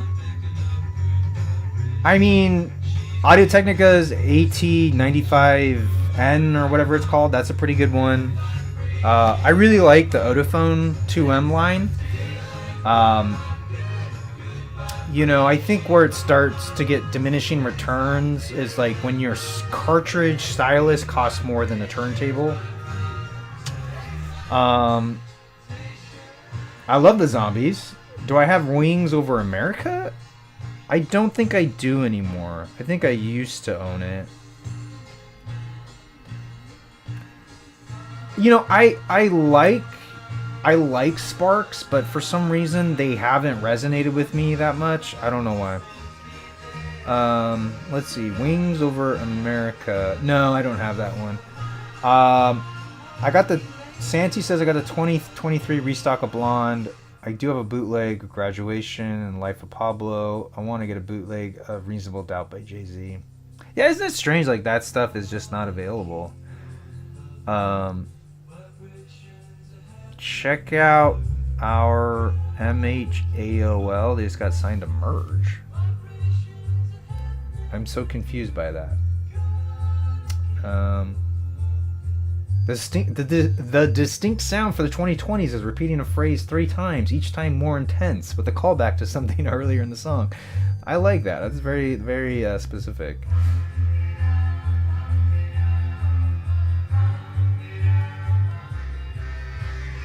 Mahal. I'll check them out. Could you someday check out Since I Left You by the Evo? Oh, I love that record. Did you send me a copy?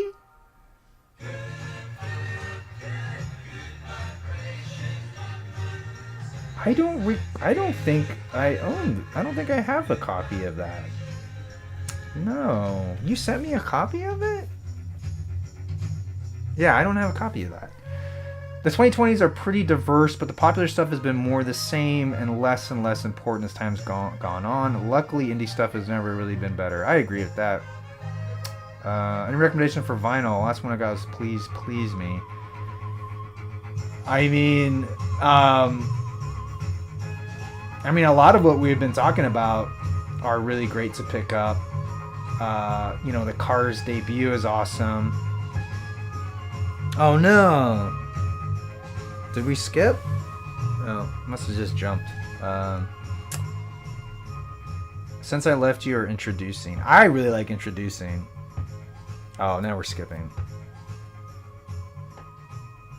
I think 80s pop post-disco stuff is making a comeback in the charts with the likes of Dua Lipa. I think Olivia Rodrigo moved towards more post-punk revival stuff is going to have a huge impact. Yeah, I'm not going to... I agree with that. It's a very astute observation. I tend to not pay attention much to those artists. Mostly because lyrically, I don't get a lot out of the music. I'm no longer in the record hobby. I got priced out and decided to sell most of my collection. I'm back to CDs and I got some comic books. Nothing wrong with that, man. How did you cash out? Did you do it like individually on your own, or did you just go to like a record store? If you like 50s rockabilly, you'll like Ross Cohen's single Gray Matter. Oh, Ian Ross Cohen. I will check it out. Gray Matter.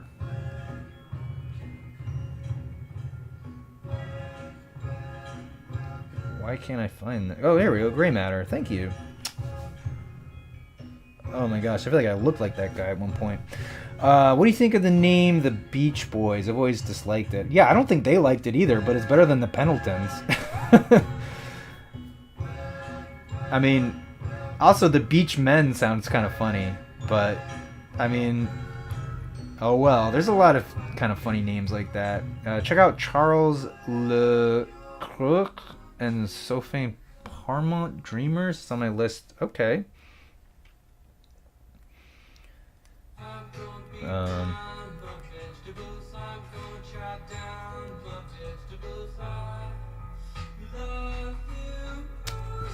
Do I have Let It Be Naked? Yes, I do have Let It Be Naked. Opinions on selected ambient works, 8592 by Aphex. So I love that. I love that. 2-3 records? What does that mean? Do you think Spotify will die out and when?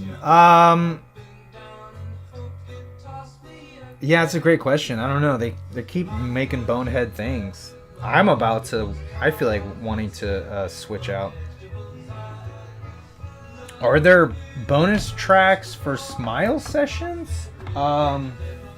Yeah. I mean, well, is there? I don't know. I mean, I feel like Smile Sessions in itself is like a bonus track album. But yeah, I mean, there's a lot of there's a lot of tracks. However, you know, most of it are just like versions or outtakes. Like CD5 is just all sessions of Good Vibrations. There's 24 tracks of Good Vibrations. Yeah.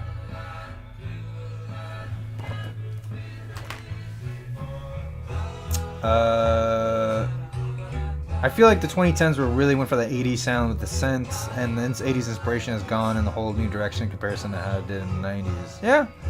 Why did Beach Boys choose their name? I don't think they did, Marco. I believe their record label chose it for them because they thought the Pendletons was dumb. Individually sold mostly on Facebook groups, some discogs. Oh, okay. I had around 600 albums, a lot of original pressings of classic albums, 90s hip hop, analog productions, and subscription. Well, hey man, I hope you made your money back and then some. Olivia is brilliant. I love how her music is evolving. Guts was totally my favorite album, 2023. Super punky. That's awesome.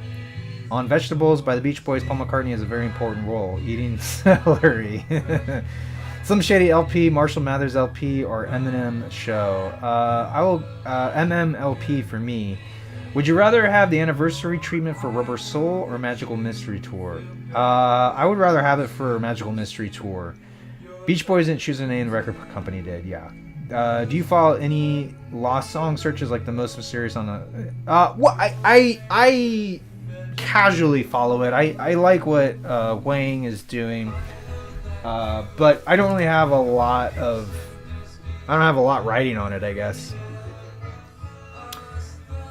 Oh yeah, the alternative motive ones. I didn't know about it until it was posted that it was found. Why did Johnny Cash kill his brother? I have never heard that.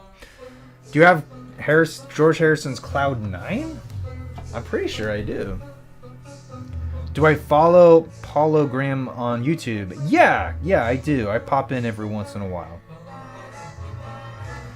Cloud 9. I'm pretty sure I have that.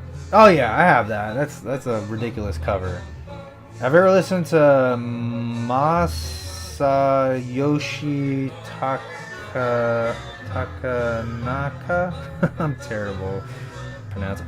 I don't know if I have. Because his name is not at the top of my... yeah, I don't think I have. I will check that out. Any new plans, ideas you'd like to try out on the channel? Maybe reviews of live shows you've been to? That's not a terrible idea. I guess I've been trying out a lot of new ideas lately. Like I just try, you know, I will do a second installment of the Beatles news roundup. I kind of like doing that stuff, but I do watch Wang. I haven't watched him as of late a lot, but I really enjoy what he does. I think he's a funny person. Yeah, I don't... Yeah, the podcast is kind of a newer thing I've been trying to, but there's nothing really, like, top secret right now that I have. Did I listen to Jay-Z and Nas beef back in the 2000s? Oh, no, I didn't really realize that was going on.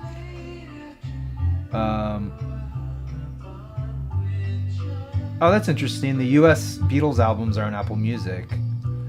No, I don't... I think by and large the Beatles US albums are pretty inferior apart from Magical Mystery Tour. Best solo Beatles career is John. Oh, interesting. I don't know if I agree with that. Best solo career album is George with All Things Must Pass. I might agree with that. Best solo career song is 1985 by Paul. Oh, interesting. In my opinion, wouldn't it be nice and God Only Knows are the Beach Boys' best songs. Oh yeah, those are fantastic songs. Yeah, they're definitely up there for me. Okay, yeah, we got... I feel like I haven't been paying attention too much, but we have a vote for Donuts by Jay Dilla and Obscured by Cloud. So I kind of want to get one last voting. They seem to be neck and neck right now. Yeah, the US version, I hear what you're saying about the US version of Rubber Soul. I don't personally like Drive My Car that much just because it got overplayed with the Traffic Report when I was growing up, and What Goes On also isn't my favorite. So we got 2 for Obscured by Clouds, 3 for Obscured by Clouds. George has the best solo career. John has the best standout tracks. Paul is the most consistent and consistent quality. Ringo's still being Ringo, yeah. Okay, so we have 4. It's 4-2 right now. 4 for Obscured, 2 for Donuts, 5 for Clouds, 2 for Donuts. David Gilmour, Roger Waters, David Gilmour for me. Yeah, Nowhere Man and If I Need Someone being excluded is the only thing holding it back. Yeah, that's true. Have I heard of Crooked Boy? Yeah, I have. All right, it's 5-2. Any more votes? I'm gonna go. We're coming up. I'm gonna call it soon.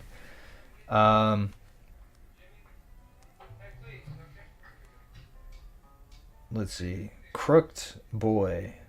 Why do I know that? Oh, right.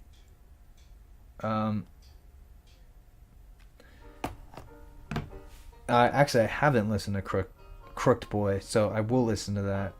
I didn't realize he had a new EP. Maybe I did and I just totally forgot. Jeez, came out in April. Oh wow, he's coming to the Greek Theater. That's awesome. Favorite Dylan album? Oh gosh, I don't know if I have one, to be honest. Oh, I love this song. That banjo.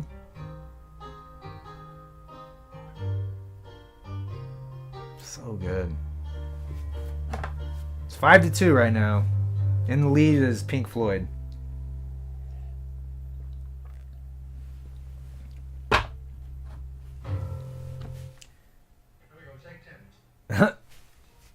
Okay, now we're doing bonus tracks, I think, on this.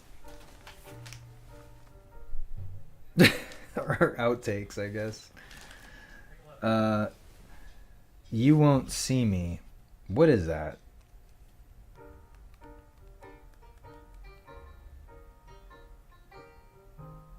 Oh, is that you mean the song? Oh. I love that song. Oh, we got 4 for Donuts. Or no, wait. 3 for Donuts, 5 for Floyd. I've only gotten to Self-Portrait and Dillard's Discogs. Blonde on Blonde is kind of just unbeatable in my eyes. Yeah, I mean, Blonde on Blonde is pretty incredible.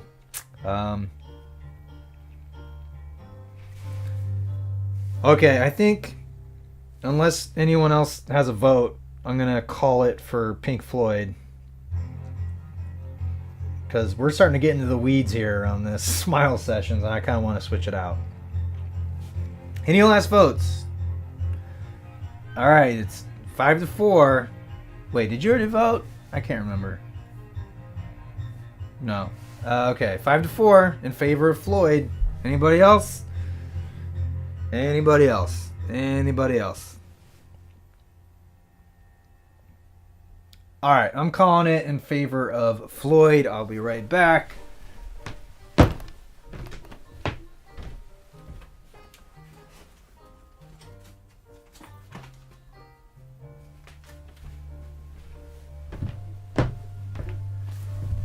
Whoa. Animals. All right. Fading that out.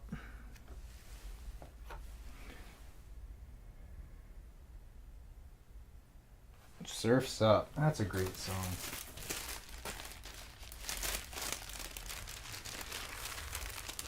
Steal the pillows. My mom made these pillows, man. Alright. Here we go. Obscured by clouds. It's gonna change the mood up a little bit, I feel like.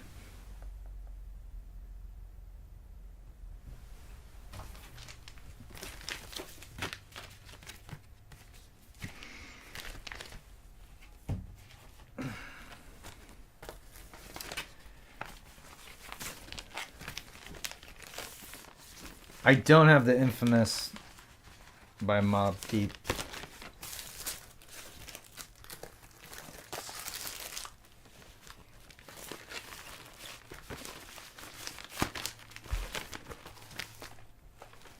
What am I doing? I'm getting confused here. All right.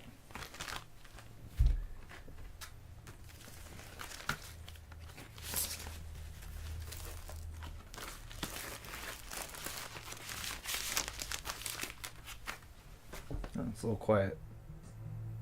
There we go.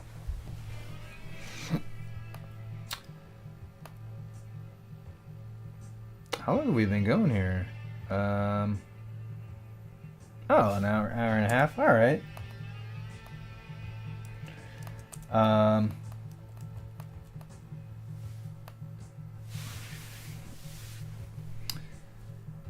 Blah, blah, blah. Going back a few topics, I've got an underrated album for you, that Ecstatic by Mos Def.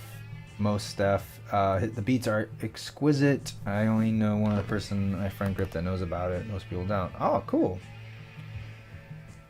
I will check it out then. Oh.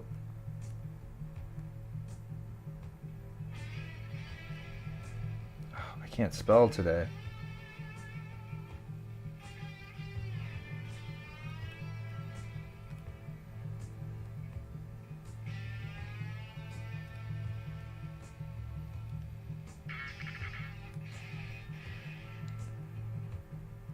Is it available on Spotify or what?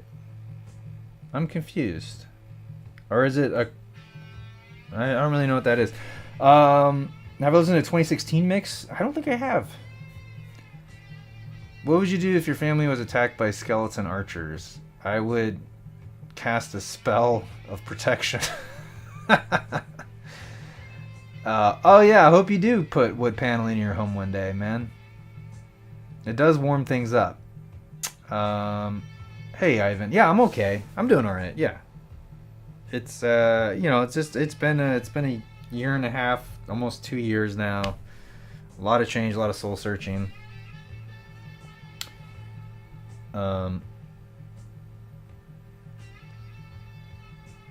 Let's see. Mos Def.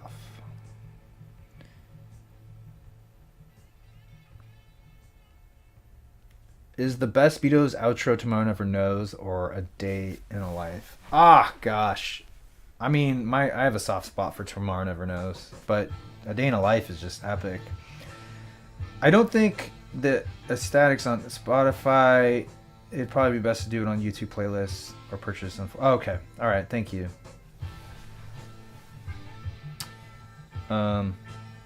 Yeah, someone made a playlist, but it was like random albums, so like I was kind of confused. Interesting. Okay. What would I do if your apartment was on fire and the Foo Fighters were just there playing, not helping you?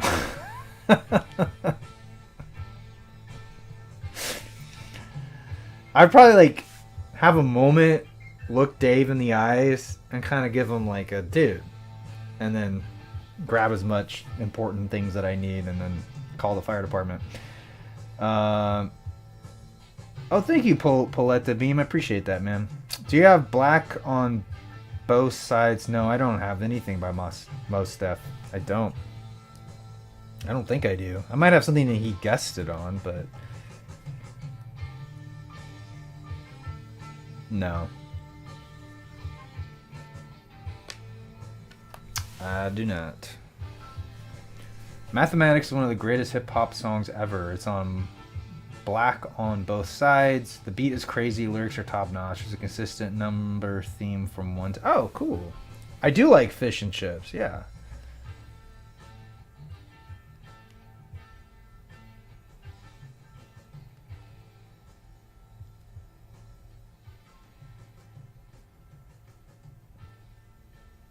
Oh, I will, yeah, I'll definitely check on Black on both sides. Thank you so much for that.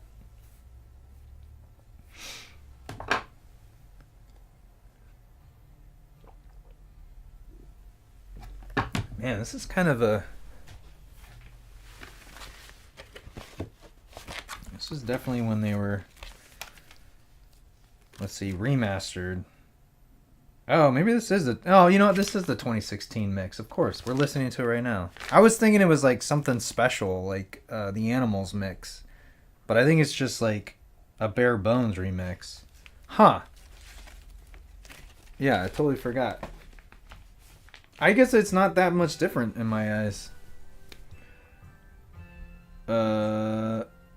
Talking underrated again. I recommend checking out some of Daniel Johnson's stuff. Oh yeah, yeah. His stuff's cool. I still don't know if I like really like it or I just find it interesting. Opinions on the Searchers. Why do I know them?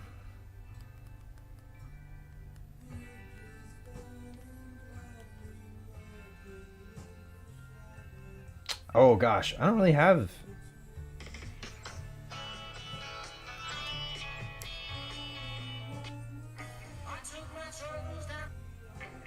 Yeah, Searchers are great, man. Just like a classic 60s group, man. I really dig it.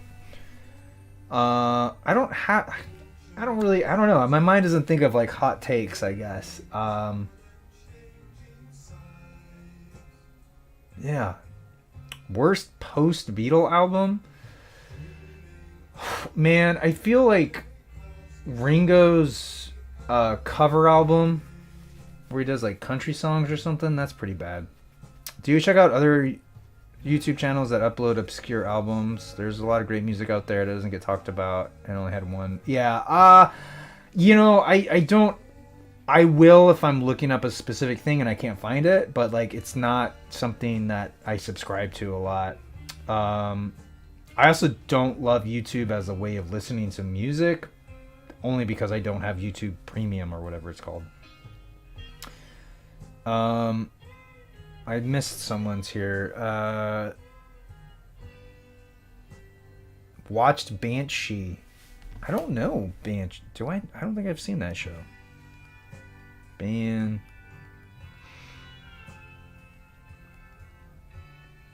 American Action. Huh. I've never heard of this show. I wonder what was it on? That's so interesting. Oh, Anthony Starr was on it. Oh, okay. Yeah, I'll check it out. Moment of Truth by Gangstar, if you haven't listened to it. Okay.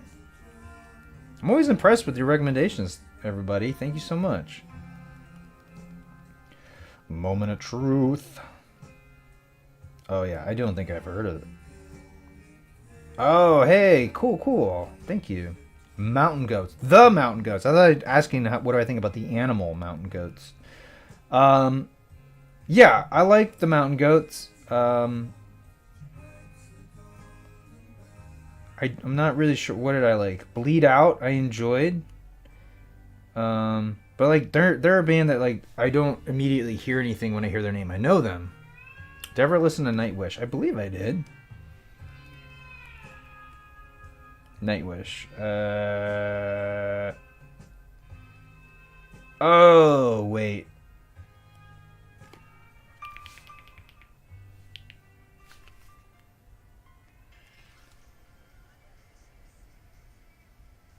Yeah. I listen to them. I don't know, man. Something about like the big operatic vocals with like the distorted guitars. Like sometimes I get a little I get a little tuned out by it. It's not like my favorite thing to listen to. I really like Alive 2007. I think that's a great album. I think it's better than what was it? Stay Human or whatever. What was it called? I think it was a better version of that record. I think earlier I said you love some good lyrics. Are there any favorite lyricists you have or oh gosh. I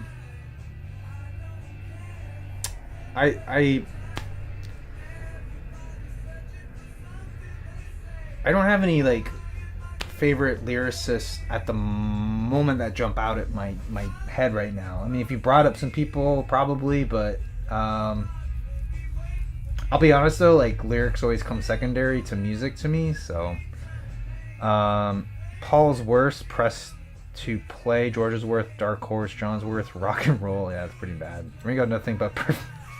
We got nothing but perfect albums. What year did I start collecting records?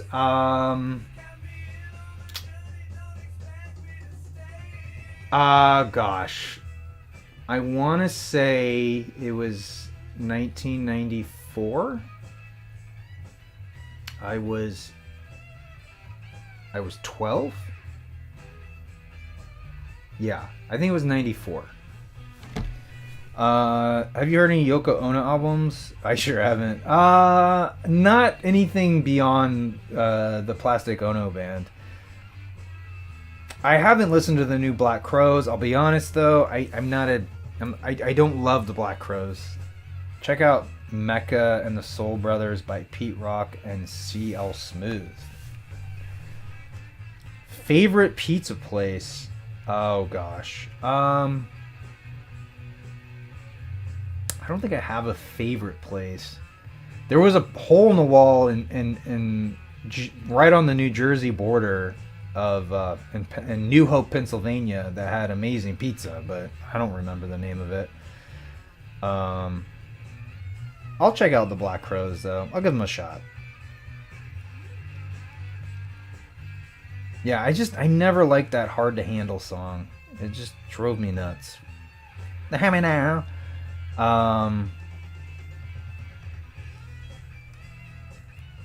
Mecca.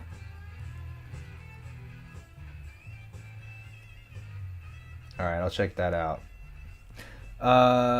George's Worst, Gone Tropo. Oh, I don't know that one. Greetings from Ireland. What was great Johnny... That was a great Johnny Eccles interview. Oh, thank you, Thomas. Have I listened to Illmatic by... Wait, how do I say that? Illmatic? Illmatic by Nas? Yeah, great record. Top 5 70s prog albums. Oh, gosh. I don't know, man. I'd have to research it. My friend and I were debating on the great bass lines. He settled on A Whole Lot of Love, and I went more obscure and chose Africa/Brass from John Coltrane. Any songs with 10 out of 10 bass lines that we must check out? I mean, I really like I'm blanking on a random. Let me look it up really quick. But it's the what is it called? The Bill Evans Trio. And I'm trying to remember the album name. It's not Waltz for Debbie. Hang on. I'm really bad with names.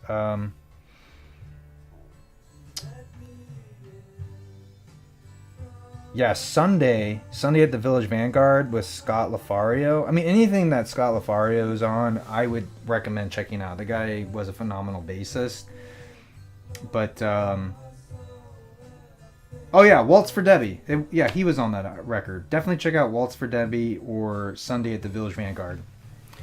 Excited for the new Sturgill Simpson record. I have no idea what to expect, nor do I. What's up, big guys? 45s! Hard to Handle, originally by Sam and Dave. Oh, Ivan! Take care, buddy. Thank you so much, man. I really appreciate that. I thank you for the recommendations, too. I that means a lot. Thank you. Have a good day, evening, wherever you're at. I'm gonna write down these grave diggers. 6 feet deep. Oh, 97. Amazing. I just watched Boys in the Hood for the first time. Amazing film, but it's so tragic. It's hard to watch, but it was great.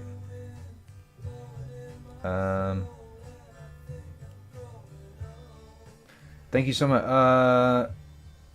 I was just counting studio albums at Electric 2-parter with Wonderwall were the worst.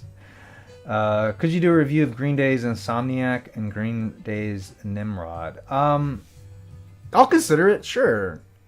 I'm a little slow when it comes to reviews, I'll be honest though.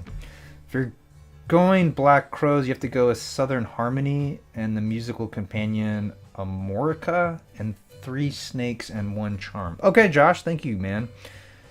I will Southern Harmony and musical companion. Oh yeah, it's the Bikini. Yeah, I remember this album cover. All right, I'll check that out. Thank you. George's Cheer Down is a great track. 10 out of 10. Woman Don't Cry for Me by George Harrison. Great song. Have I gotten into early Yes records? Yeah, but they're not like, I don't know, they don't stand out to me, I guess. 10 out of 10 bass lines is Heart of the Sunrise by Yes. Own anything by Bow Wow Wow or yeah, I have some Culture Club. Let's see. I think I just have the one though. I don't have anything by Bow Wow Wow. Yeah, I have Color by Numbers by Culture Club. I used to have something by Bow Wow Wow. Favorite Outkast album? What is it? Speaker Box and Love Below? Is that, can you consider that? I don't know. Hard to Handle was originally by, oh, that's right, Otis Redding. That's right. I think I prefer that version of it. Own any albums by Stained? No. Favorite prog albums? I'm just really bad with names, and I have like I have some really favorite records. I just have to go like physically grab them and like show you them. Can you believe they made a George Harrison compilation for CD but not for vinyl? I just hate it when they do that. That is strange, especially these days. ELP, Brain Salad Surgery. I don't love that one. Yes, Fragile. Yes, that's great. Nectar, Remember the Future King. That's great. In the Court of the Crimson King. Absolutely. Was released after his death, 1968. That's right. Steve Levine produced both Color by Numbers and Beach Boys 85. Both of my two favorites. Oh, interesting. Favorite version of Hallelujah? Probably Leonard Cohen's. Yeah. Remember the Future Side 1 classic, Side 2 okay. I feel like that's the case with a lot of prog stuff. No offense, Pink Floyd. As a Weezer fan, do you have any thoughts on the songs from the Black Hole? Yeah, I wish we got the actual album. I don't know if it even exists. I don't think it does. To me, that's such a great what if. Like, what if how would that have changed Weezer if we gotten that? I don't know. I really like thinking about that stuff.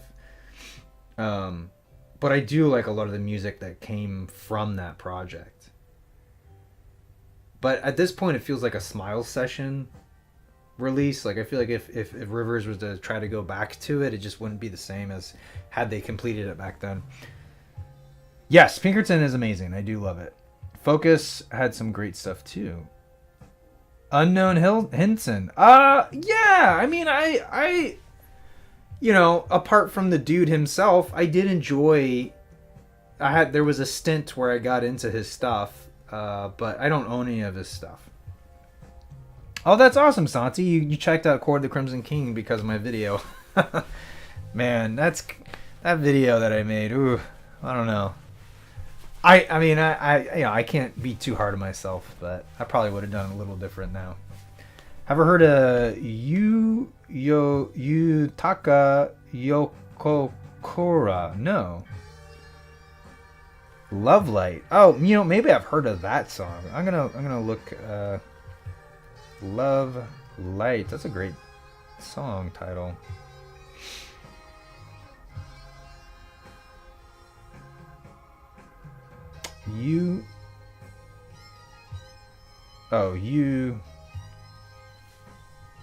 Lionheart Roar, man. Thank you so much, man. I appreciate that. That's very kind of you.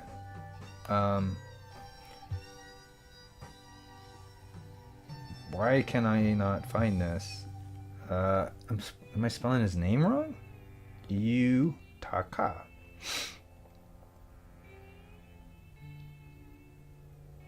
Yoko Kura. Well, I'll just check out this album. Have I ever seen High Fidelity John Cusack? Oh, I freaking love that movie. I saw it in the theater. It was amazing. And I still love it today. What's an artist that's better live than in a studio? Jacob Collier. You know, I would say that's probably really true. I've never seen him live though. Better live than in the studio. I mean, again, I've never seen the Grateful Dead live, but I would, you know, they're definitely a better, I think they're a more interesting live band than they are in the studio. What's an opinion have you changed the most when it comes to music? I used to be very against pop music and country. And I think an opinion that I had, it's not really an opinion, but like I thought I had a really good knowledge of most music and music history, but the longer I've done this channel, I realized, gosh, I really, when I started, really didn't know a lot. I had like a few pockets of expertise, but the rest I was kind of ignorant on a lot of stuff. If I need a good triple album and you're in the mood, some really great guitar, 10 Years live at the Fillmore East. Oh.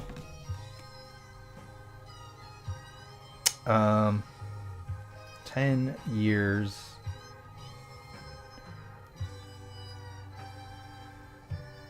After. I will check this out. Live. What was it called? Live at the Fillmore East. Cool. Thank you. And we got to flip over. Flippity flip flip flop. Looks like I feel pretty good. I feel like I want to keep going. So I think after this we'll throw on donuts. How about that? Does that sound good? It's Sunday. I could use some donuts. Peter Frampton made... Oh, gosh. Yeah. Man, that's such a great album. What am I thinking? A lot of gimmicky electric bands are better live. Blue Man Group. This one's for Frank Sinatra, George Harrison. Oh, I don't know that title. Owning the albums by the Blues Brothers. I used to. I don't anymore. Favorite vinyl I own?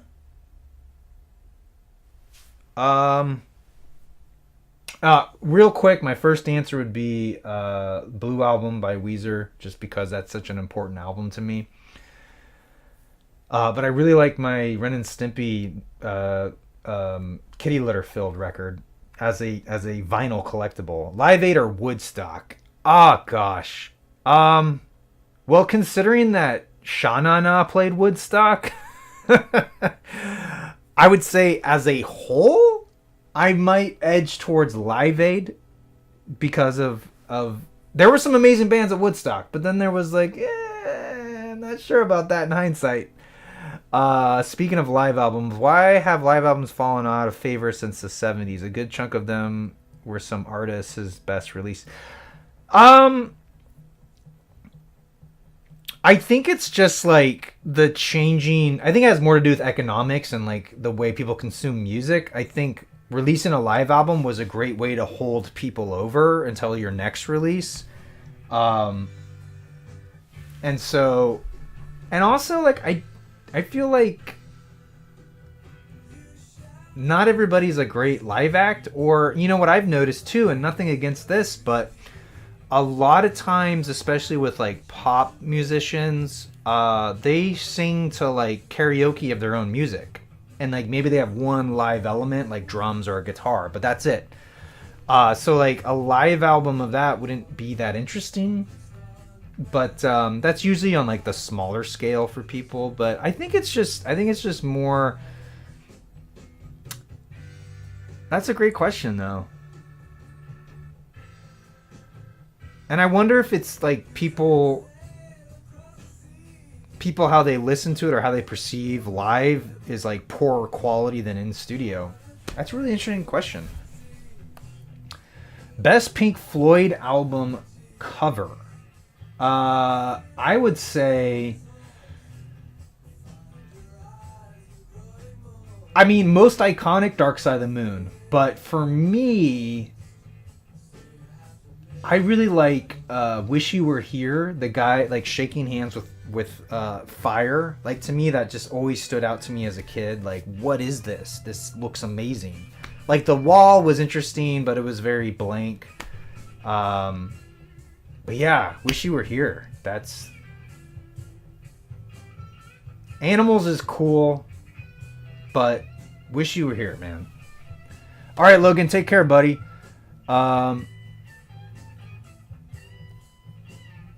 Sinatra did a nice cover of something. So did... Oh yeah, no. I love when like crooners do covers of that. 10 Years After Undead is a blues blast. Awesome. Donuts is fire.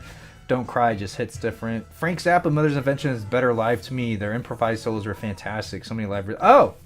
That's a great point, man. Rashawn Roland Kirk. What is that?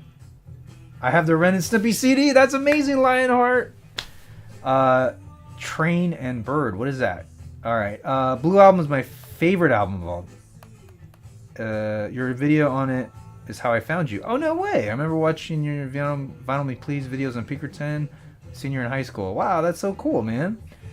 Because live music is almost essentially dead. Just the hits and it's over. That's a great point, Josh. A well-recorded live album was always welcome in my collection. Do you like The Residents? I find The Residents very interesting. I have yet to find the record or the song that I really get, and it gets me more into them. But for now, it's like, I think they're really cool from a historical perspective. I really like what they represented or represents. But as of now, like I don't really get into them. To me, they're like the more esoteric experimental version of Devo. Like Devo was, they like, I don't know. In my head, they're kind of similar bands in my head. Happy, Happy, Joy, Joy. Ever heard of the 1975 novelty record, The Crusher by the Novas? Oh, big guy, you're just coming in with the deep cuts, man. No, I haven't. Yes, Doug Stab. Yes, I know that one. Favorite Stones album? Seeing them for the first time next week. Hey, have a great time. I don't know if I have... I mean, we talked about this earlier in the stream, but someone asked Exile, Main Street, or Sticky Fingers. I initially said Exile, but people reminded me of how great Sticky Fingers is, and I don't know, that might be a favorite. This is a great song, even though it sounds so odd in this album. Paul McCartney's best live album? I haven't really listened to them much. I would say the Wings live album is really great, though. Piper at the Gates of Dawn, excellent. I do own it, actually. But I own the stereo version, which I don't know if is the best version. Solo of on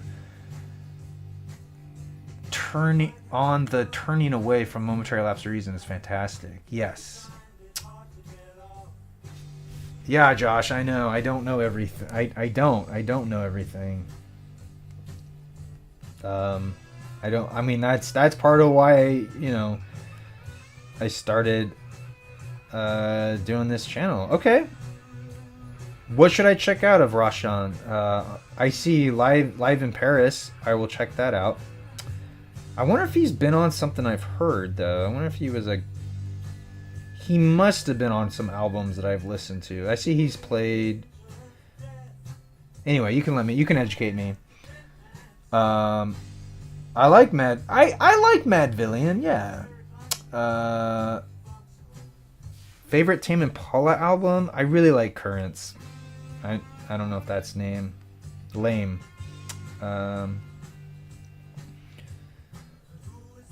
I have a couple Leonard Skinner albums, yeah.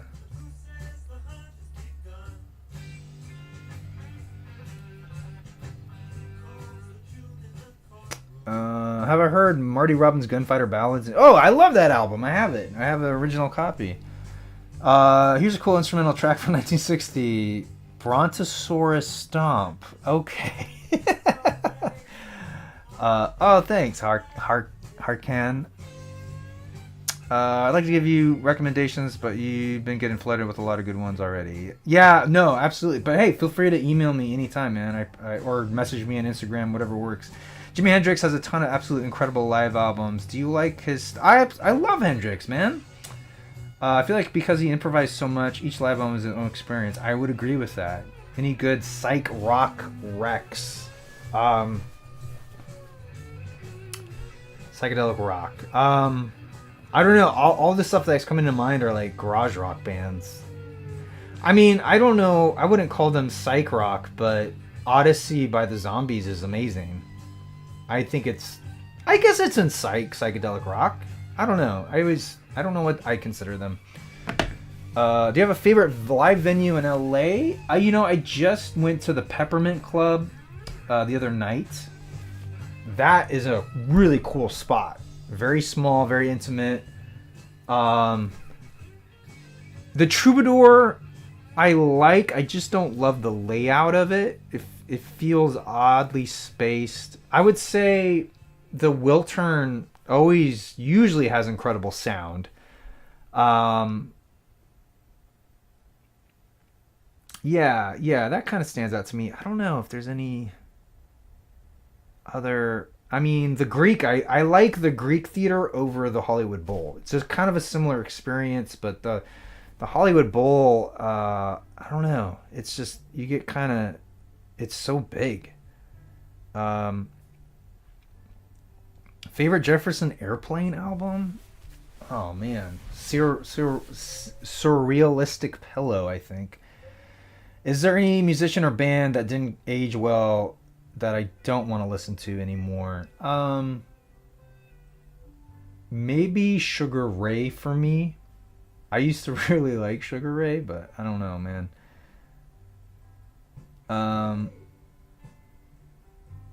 The Peppermint Lounge. Sorry, yeah, the Peppermint Lounge was in New York. This is the Peppermint Club, which is totally unrelated, but it did take its name from that spot. But the interior looks so cool, man. They really made it to feel like a 60s club with these really cool dropped ceiling elements. The bar is really cool. The stage looks like a living room. Yeah, Kanye kind of had... I never got into Kanye, even at the height of his popularity. I still love Kids See Ghosts, though. I still really love that.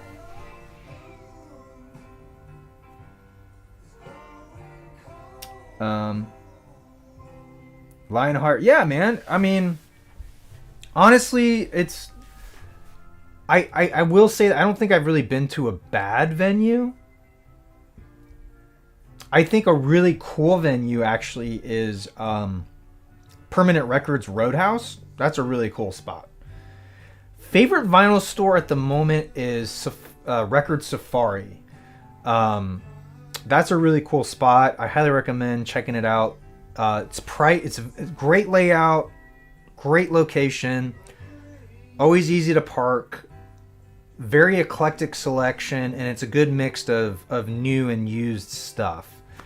I don't know, the staff is always really friendly. It's just a cool vibe over there.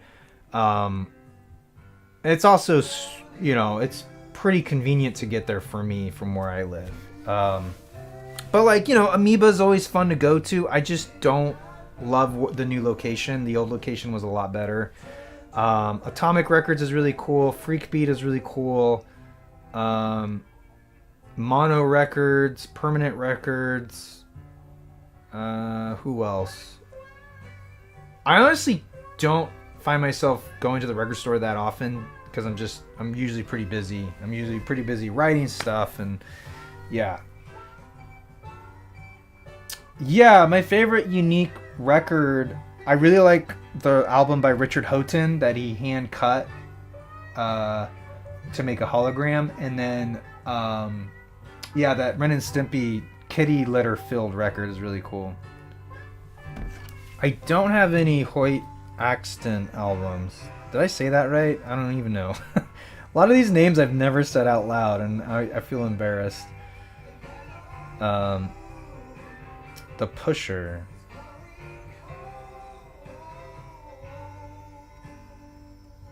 Why don't I see that? Have I been to Canterbury Records or Poobah? Canterbury Records. I went to one record store in Pasadena and I can't remember what it was. It might have been Canterbury. Yeah, it was Canterbury. I went there. Actually, I went there right when Red and Blue, the Red and Blue albums came out. I liked it. You know, I took a picture because they have a laser disc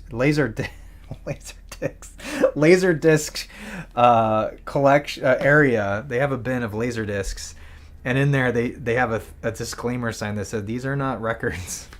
But I like their layout.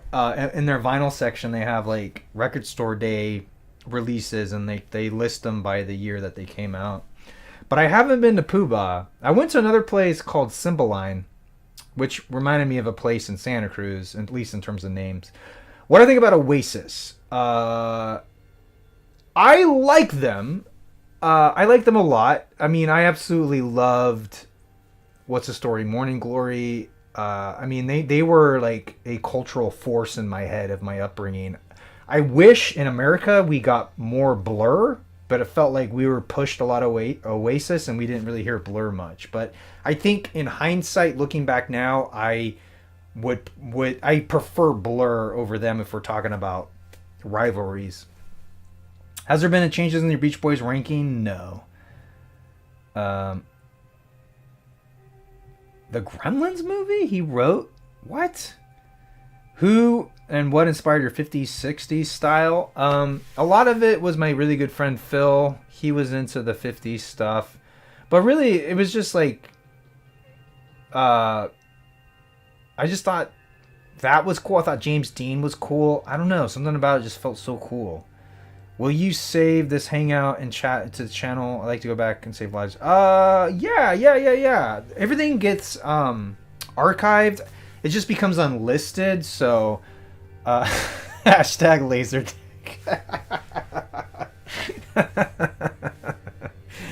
What are the tubes for behind me? This is an amplifier. This is an analog tube amplifier made by Fez. They're out of Poland. It's a different way. It's an older way of amplifying music that fell out of favor once solid state came in. You actually see them in guitar amplifiers as well, instrument amplifiers. But they've sort of come back in the last 20, 30 years because, you know, they have kind of a warmer sound. So he was the dad in Gremlins? Holy crap. I had no idea, but now that all makes sense because that guy's got such a good voice. Oh, you're right. How did I not know that? That's hilarious. I feel like I'm so educated. Thank you so much, Justin. Another hot take. Smile was not going to be that good. Oh, that is a hot take. After the flop of Pet Sounds, he wasn't in the best mental state. Yeah, I agree with that. The speakers are... Oh, I gotta grab the other album. But the speakers... Oh, you got the JBL's L100? Dude, that's awesome. That is... I would love a pair of those. These are Sansui's. They're vintage. I think they're like SP200s or something. I forget the actual name. Yeah, Live at Leeds. That's a classic album. Absolutely. I love that record. Greenback Dollar. Okay, I'm going to go grab Donuts and throw that on. But I was looking for Greenback Dollar. Live. Oh, awesome. At the Troubadour. Oh my gosh. That place is amazing, man. Yeah, Doc. Yeah, I think what Hello Music was saying is like, I think it, because it didn't reach number one, anything less than number one was seen as a flop, you know? I think there was a lot of pressure. But I get what Hello Music was saying, but you're right. It was popular. Have I read any great music memoir biographies? Yeah, actually, I'm reading one right now. I'll be right back.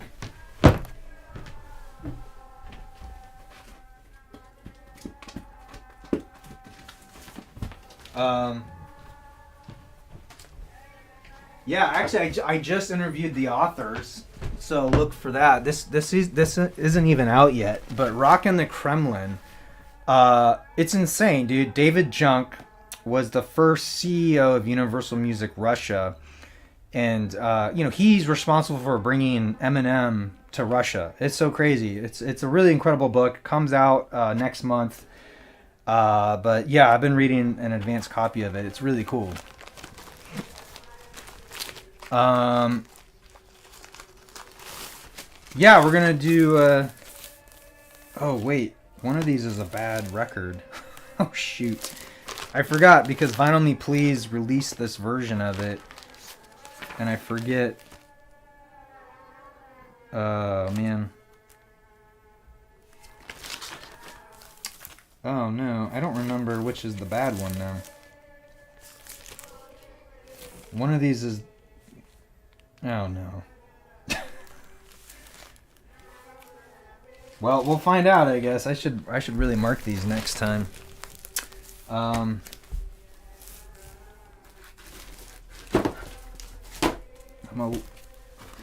is it? Oh, there it is.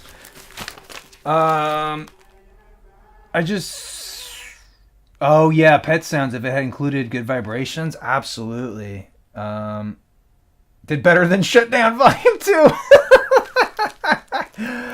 Oh man, Holland is my favorite Beach Boys. Sail on Sailor, yeah, no, that's a great song.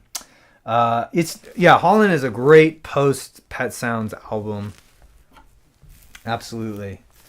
A couple songs on there though kind of detracted from being my number one, my personal number one. What artist deserves a movie biopic that haven't gotten one yet? Gosh.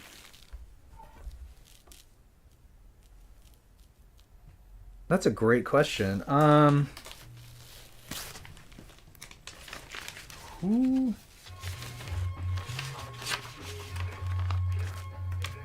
I mean, I feel like Marvin Gaye definitely deserves one. I know they've tried many times to do it, but it just hasn't worked out. So, yeah.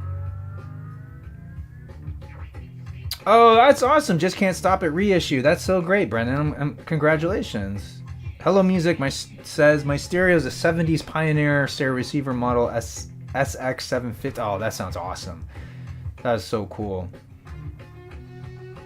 Thin Lizzy Live and Dangerous. Oh, I don't know that one. Have I heard Neil Francis? Yes. And Charlie Crockett. I don't know Charlie Crockett though. Charlie Crockett. Oh yeah, I don't.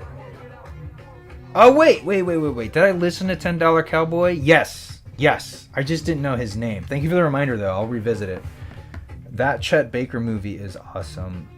Oh, I didn't see that one. I should check it out. I have Donuts, but not the Vinyl Me Please. Working on it. If you like Donuts by Jay Dilla, I bet you'd be Little Brother by The Minstrel Show. Yes. Yes. Thank you for remembering that. Reminding me of that. I forgot about that.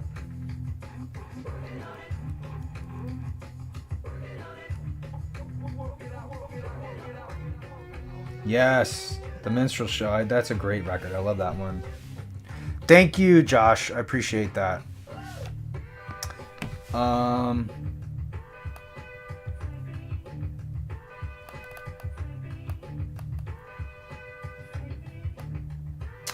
Oh, that's an interesting question. Aphex Twin or Boards of Canada?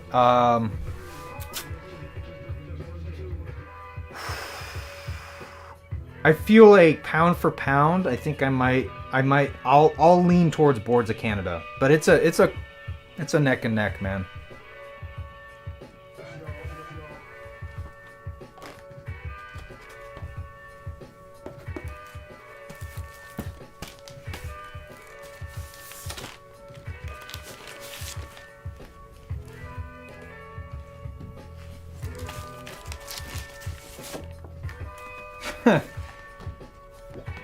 Does anybody Wait, Daft Punk or Phoenix? Oh, there's no question. Daft Punk.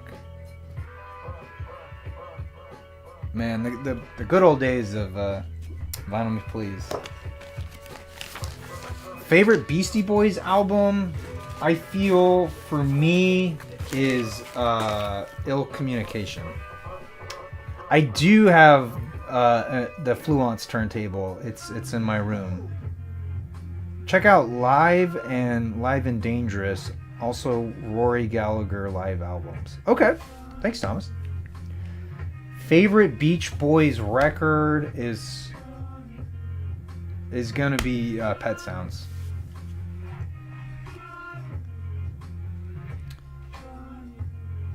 Okay.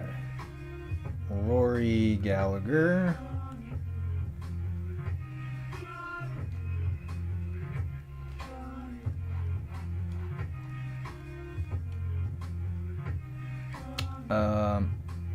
One of the best, highly underrated hard rock LPs of the 70s, James. Oh, yeah, James Gang Bang. That's a great record, man.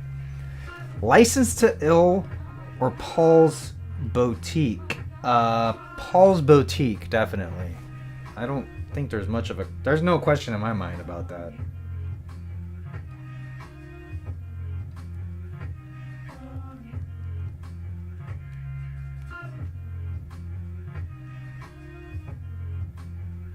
Yeah, I don't feel like License to Ill really does Beastie Boys legacy justice, and I also think it hasn't aged very well.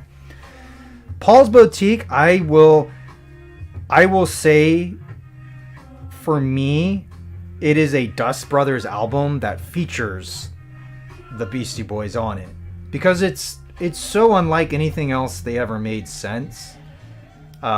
I still love it, but like, to me, like, once you get to Check Your Head and past that, then it becomes the Beastie Boys.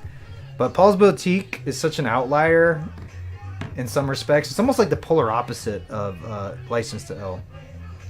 Jay Dilla or Mad Lib? For me, Jay Dilla. Dre or Ye for beats? Oh gosh, you know, that is a tough one. I'm gonna lean towards Ye just because I even to this day, I still feel like he's a phenomenal producer. I mean, if you watch the Dilla documentary, you see how much reverence he has for Jay Dilla, and I feel like he was heavily influenced. And so I always find him a better producer than he was a lyricist. I don't find him very interesting vocally, but I feel like his production was incredible. Have you ever been to Chicago and gone to any of the blues clubs? I just went to Chicago for my first time this year.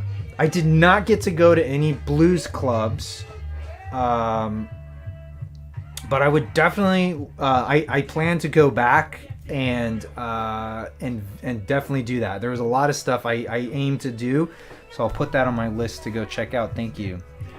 De La Soul or A Tribe Called Quest? Man, Hello Music, you're coming in hot with these. For me, A Tribe Called Quest. Have I seen the 80-year-old Stones in concert? No, I have not seen the Stones in concert. And I don't know. I mean, unless I get invited or something, I don't know. I don't even know how much they cost, those tickets. I just feel like, I don't know. If I was given the opportunity or I was invited, but I don't know. I've been trying to be mindful of my spending. So, what are you referring to? What Willie thinks? Favorite Jeff Buckley. Grace? Really? $150 a ticket? That's not so bad.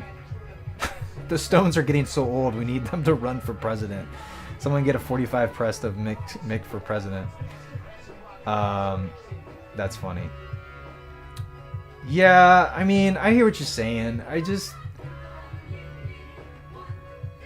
I think what turns me off is not seeing the Stones live. It's just I don't love being around massive crowds, and especially if like I don't know. I guess it depends on the venue, but how much did the setup? Oh, this setup. Well,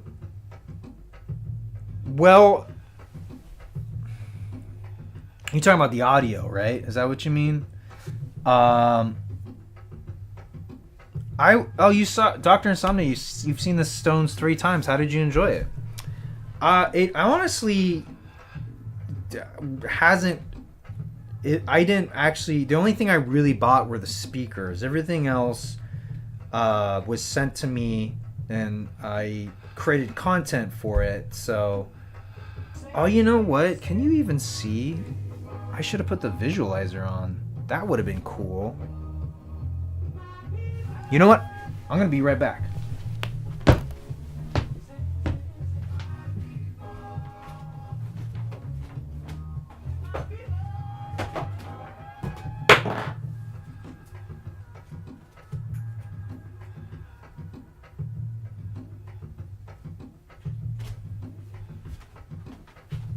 I don't know why I didn't think of this.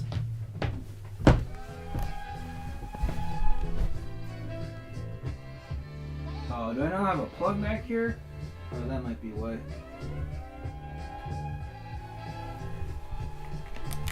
Well, here, let me do this. I just need an extension. Ah, here we go.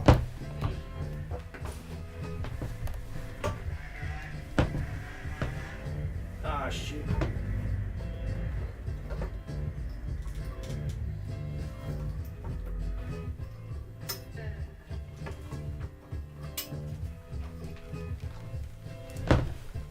Okay. Whoa. The lighting changed. There we go. Yeah, here we go.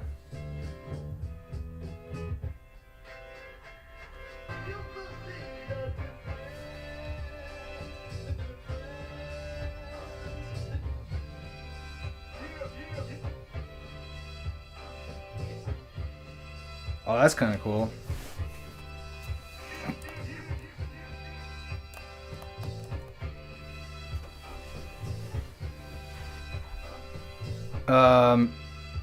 Seen the Beach Boys twice and Brian Wilson once in Chicago. That's awesome. Saw the Steel Wheels tour. Oh, nice. I get you on the amount of people be able to respect the artists. Yeah, no, I'm sure they're phenomenal. Yeah. The Low End Theory or 3 Feet and Rising. Oh gosh. I don't know, man. I might lean towards 3 Feet and Rising.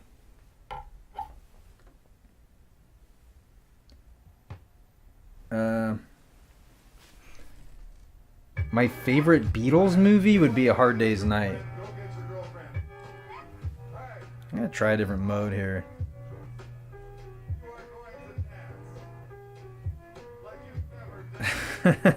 Now it's reacting to my voice. I don't know.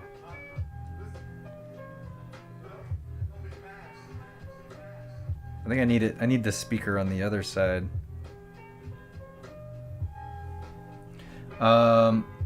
Favorite Johnny Cash movie? He did what? Oh, I love Pat Metheny, man. Yes, Alive 2007 by Daft Punk is fantastic. You saw Hard Day's Night 64 in Times Square when I was 6 years old? Holy cow. That's incredible. What about, oh yeah, As It Is.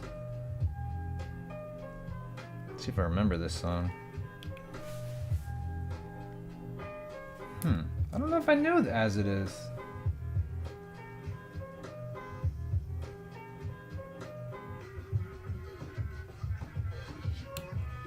I don't really have a favorite Kanye album.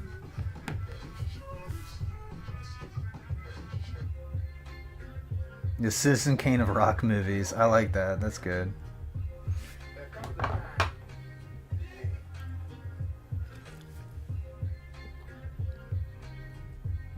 What are my go-to playlists I've made saved on my Spotify account? Oh,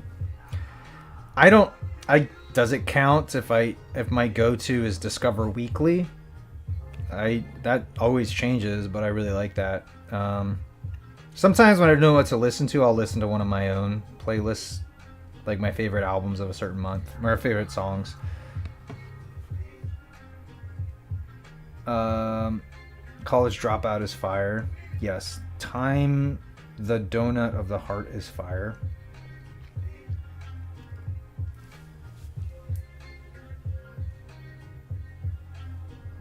I wonder...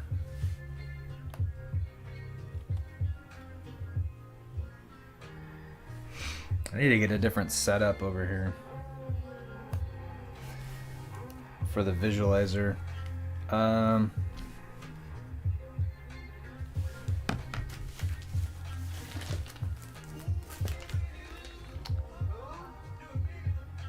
Tapestry by Carole King or Horses by Patti Smith. I'm gonna go with Tapestry.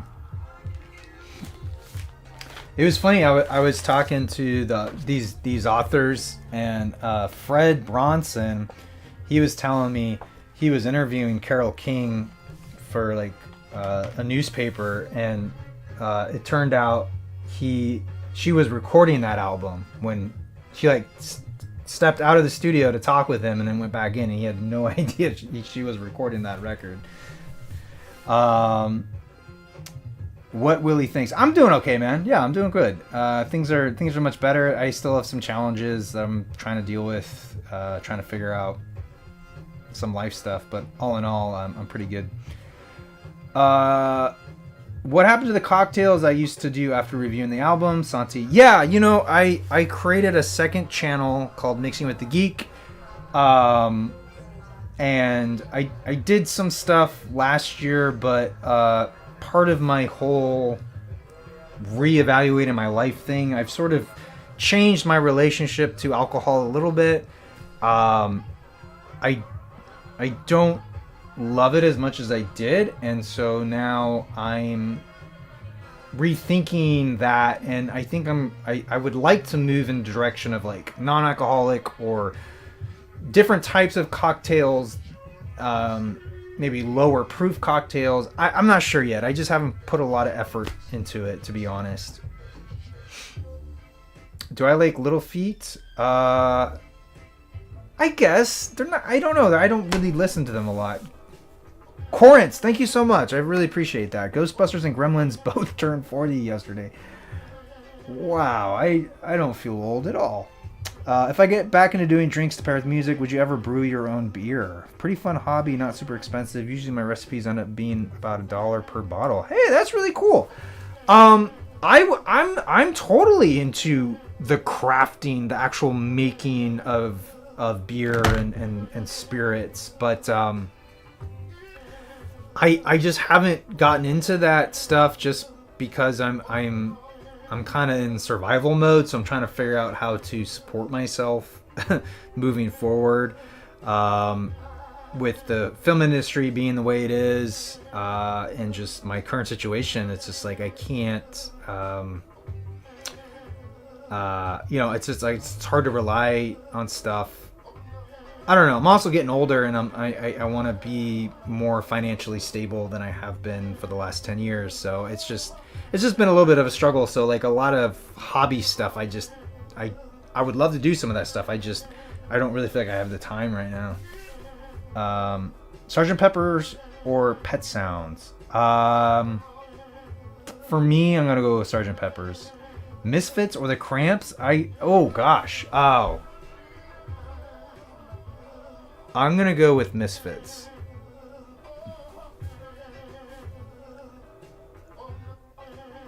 How did you get into making your own beer? The Doors Forever. We, the Turkish people, like American beer brand like Miller very much, but not Bud Light. Yeah, I mean, Miller is a way better mass-produced beer. Bud Light is just, it's terrible. You saw the Cramps open for the Clash in 1979? That's incredible. What an amazing show. I can't even imagine what that would have been like. That's so cool. What do you remember from that?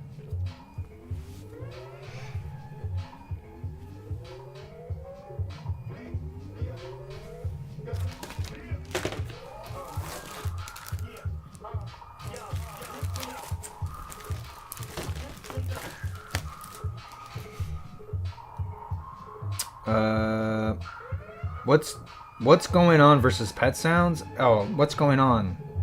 Bo Diddley. Bo Diddley played? That's awesome. Making my own beer. So you purchased a kit from your birthday. Oh, someone gave you a kit for your birthday. First recipe I did was a Hefeweizen, which turned out great. I've been doing it ever since. Probably on my 30th or 40th. Wow, that's so cool, man. Little Feet waiting for Columbos. Oh, I should check that out. Was actually going to brew Kolash today. I don't even know these kinds of beers. You're educating me. That's so cool. If when you get to it, brew a cider for me. I love ciders.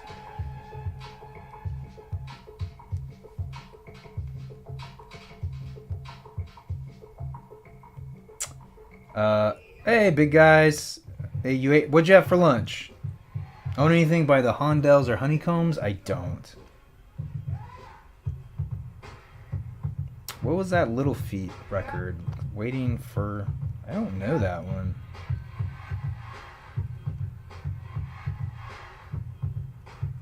Oh. Waiting for Columbus. Yes, I know that. I know that record. Hey, Craig. Oh, thank you, man. Turkey sandwich. That sounds great. Who's your favorite guest star on the cover of Sgt. Pepper's? Oh, I'd have to go grab it real quick. Favorite Jeff Beck album? I don't know if I have a favorite. Favorite cover song and album? Tomato. I like that Tomato. Teacher by Rockpile. No.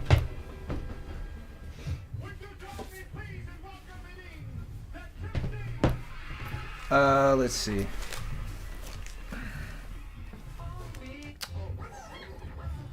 I like this one Jeff Beck record. What is it? I should check out Blow by Blow. But what is it? It's called... Oh, Truth. His debut. I do like that one. Rock Pile. Wait. Oh, I do know Teacher. I just didn't... I don't... I'm bad with names. Okay. My favorite guest star. Oh gosh, I do like the fact they put themselves there. You know, I like the lurch looking dude. I don't know who that is. I don't think that counts though. I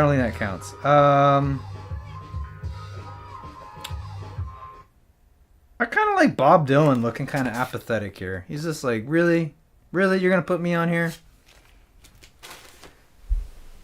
I think we're flipping over.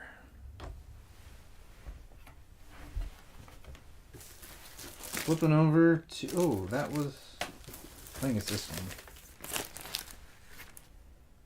one. Yep, here we go. Man, I need to eat lunch too, but I'll do it after this record. Stuart Sutcliffe. I like that guy. Favorite Maryland. he is? I didn't even recognize him. Where is Stu? I gotta get the other one that I didn't see him on here.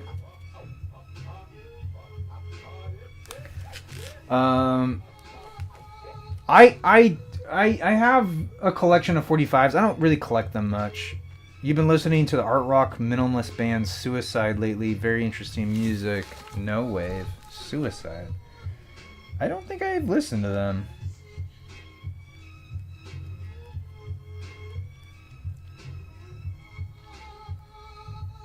I'll check them out. Elton John or Queen? Queen. On Sgt. Pepper, there's supposed to be Jesus. Oh, yeah, and Hitler. Yeah, I know. Wu-Tang. Wu-Tang's cool. That Bob Dylan photo is kind of taken from the... Oh, that makes sense. Just Tang. Towards the left. Oh, I see him right there. I see him. Oh, that's pretty cool. Do you think it was a good idea to consider Hitler and Jesus in Sgt. Pepper's? Why not? Why not? I mean, might as well. They're bigger than Jesus anyway, right? Opinions on Klaatu 3:47 Eastern Standard Time. I like it a lot. I think it's great. Anybody here familiar with Kick That Little Foot Sally Ann by Round Robin at all? No. Hey, what's up? EMI Garcia. What alternative track was your favorite from the Beatles re-releases? Oh, While My Guitar Gently Weeps acoustic version take 2 is almost better than the original. It's on Spotify, not the vinyl, unfortunately. I think it's on the Easter demos. It's one of John's songs that didn't end up on the White Album.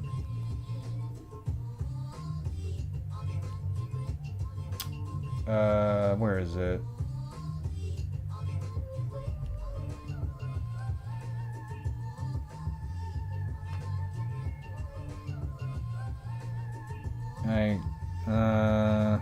It wasn't. Where is it?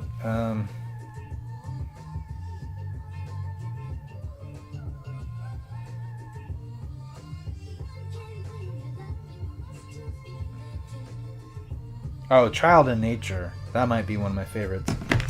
I should do more. Yeah, you know, I stopped for a while. I'll be honest. I got kind of depressed and I didn't want to do them. I just kind of wanted to shut out the world, to be honest. How many Weezer albums do I own? Do I have on vinyl? That's a good question. Let me take a look. I have 2 versions of Pinkerton. I have OK Human. I have Everything Will Be Alright in the End. I have the White Album. And I own 2 versions of the Blue Album. Stooges Funhouse.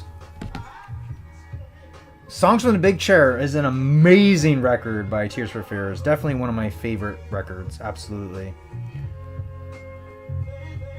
Stooges Funhouse. Oh yeah, I know this album cover. I gotta check out the album though. You've seen Johnny Winter do 61? Wait, does that mean you saw him in 61? I'm confused. That doesn't make sense though. Do 61 live. What does that mean? Do you ever get into the Beatles Love? Oh no, I never got to see the Love show in Vegas. Yeah, that's what I heard. It's closing.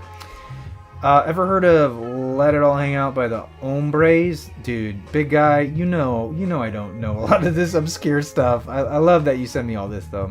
What's the new Mary Jane? No Green. No, Green's kind of hard to find on vinyl for some reason. I don't think it's been reissued. I mean, I think there was a Mobile Fidelity version, but I don't really ever see that one. New Mary Jane, yeah. Instead of Honey Pie, yeah. I hate how expensive the White Album is now. Is it? Oh, for Weezer. Oh, is it? I haven't even looked it up. I got mine, gosh, what did I pay? It doesn't seem that expensive. It's like trending for, I guess I paid $18.54. That was a pretty good deal. Yeah, I guess it is. It's a lot more money. I didn't realize $40 it averages. Hawken, yeah, thanks, man. I appreciate it. Best and worst Pink Floyd album. Oh gosh, for me the worst is Final Cut. Oh wait, yeah, for me it's Final Cut. Best.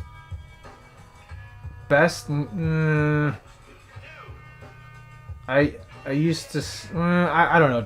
Well, yeah, Dark Side. Highway 61 cover. Oh, that's awesome, man. That's awesome. What? Here's an amazing lost gem from '62, Air Travel by Ray and Bob. Man, you're coming in hot with the Rex. Opinions on Dave Clark 5. Oh, that's who I was thinking of earlier, way earlier in the stream. I like Dave Clark 5. Yeah, I think they're one of the better groups from that era that were kind of at the time contemporaries of the Beatles, but clearly the Beatles surpassed them in terms of creativity. Do you have any original master recordings? Yeah, I've got a couple. I have Weezer's Blue Album. I have Abbey Road. I have Let It Be. I have The Doors debut. I don't have a. Oh yeah, I have a Steve Miller Band one too. Do I own anything by the Jim Carroll Band? No. Saw Mike Smith live in 2003 before the accident. Oh man, that's awesome.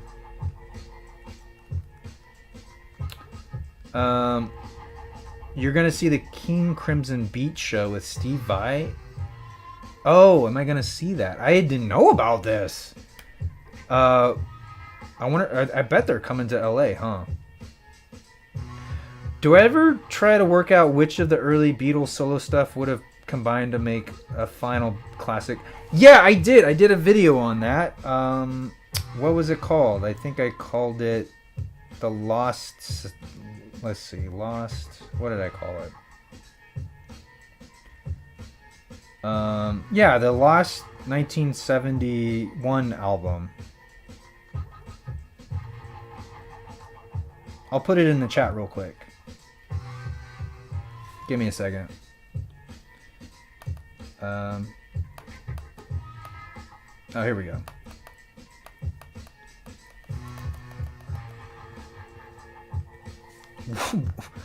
Echoes by Pink Floyd. That is fantastic. Anybody here remember the 1980 novelty song Shut Up Your Face by... No, I don't. Trout Mask Replica review. Oh my gosh, that's gonna be a hard one. Is there even an audience for that? I'm not a fan of Jan and Dean. I did see them at the Boardwalk way back in the day. Yeah, I was a fan of them. They did Little Old Lady in Pasadena, right? And then they did, what was it, Surf City? I forget what was their other hit. Did you get into discovering music mostly yourself, or did some friends, parents, siblings kick off your listening? Yeah, I mean, I am not, I am not that cool. I would say my friends had a big influence on me. My older brothers, my brother Michael was really into U2 and like Tears for Fears and stuff. My brother Craig was big into the rave scene. He DJ'd. He would turn me on to like electronic music, and like he would teach me about like how things were mixed and why it's so significant. It's this really long mix, like you can't tell when one song begins, the next one ends.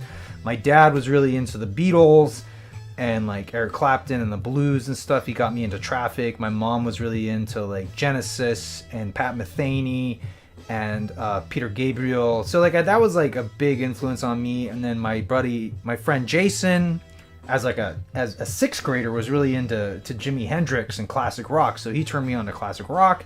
And then one of my best friends, Matt, he turned me on to like Aerosmith, Nirvana, Green Day. And granted, this was all like while this stuff was happening.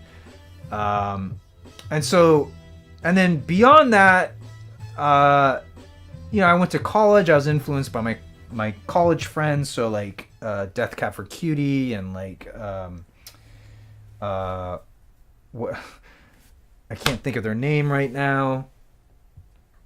But a lot of bands like that, Neutral Milk Hotel, and then I got into like ska and rockabilly music. But nowadays I really rely, like I have a lot of music PR companies reach out to me. They send me stuff, so I find music that way. I go to shows, I get invited to shows. I just talking with you, I get influences, and then also just like Discover Weekly and stuff. A squid eating dough from polyethylene bag is fast and pulp. Oh my gosh. Are you open to recommendations for artists who sing in foreign languages? Oh yeah, totally, all the time, man. I'm not a big lyric guy. Lyrics are important, but I'll listen to anything. Best Disney soundtrack in my collection. Do I have anything by Disney? Oh, I have The Jungle Book. Love the Jungle Book soundtrack. Rarest record in my collection. I mean, I don't know, man. Like the Ren and Stimpy Kitty Litter filled record is pretty rare. The McCartney 3 pressed at Third Man Records is pretty rare. I have like a lathe cut record, but like no one cares about that. It's like a 1 of 12. I have a really rare but not valuable 45 of Frank Sinatra singing in support of then presidential candidate John Kennedy.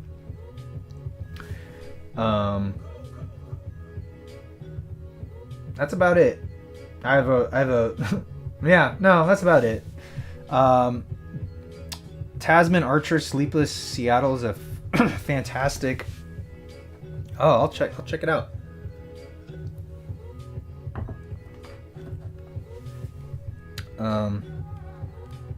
Give me a second here. Tasman.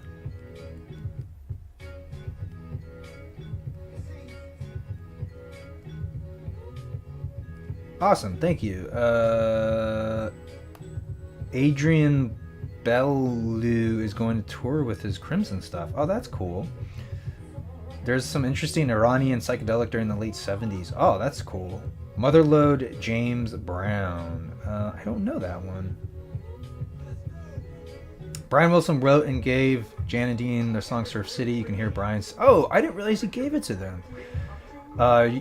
Also, you're having dinner and you can invite any 3 musicians that are alive. Who are they? Let's see. Weird Al, Buddy Holly, and John Lennon. I don't know. First 3 I mean, probably I should invite Freddie Mercury. Freddie Mercury, Frank Sinatra, and David Bowie. Oh, Prince, Freddie Mercury, and Frank Sinatra. That'd be a weird dinner party. Postal Service. Love the Postal Service. I don't really eat McDonald's. I haven't in years. I don't even know what I'd order. How has what you listen to changed throughout your life? Was there anything you used to like that you don't care for as much now, or vice versa? Anything you used to like that you love now? I used to be very against like 80s R&B or like 90s New Jack Swing stuff. I didn't like that as much. Now I freaking love it. There's not a lot that I've stopped listening to. I maybe don't. I listen to things sparingly. Like I don't listen to Beatles a lot. I don't listen to Pink Floyd a lot because I like to like savor them when I do listen to them. I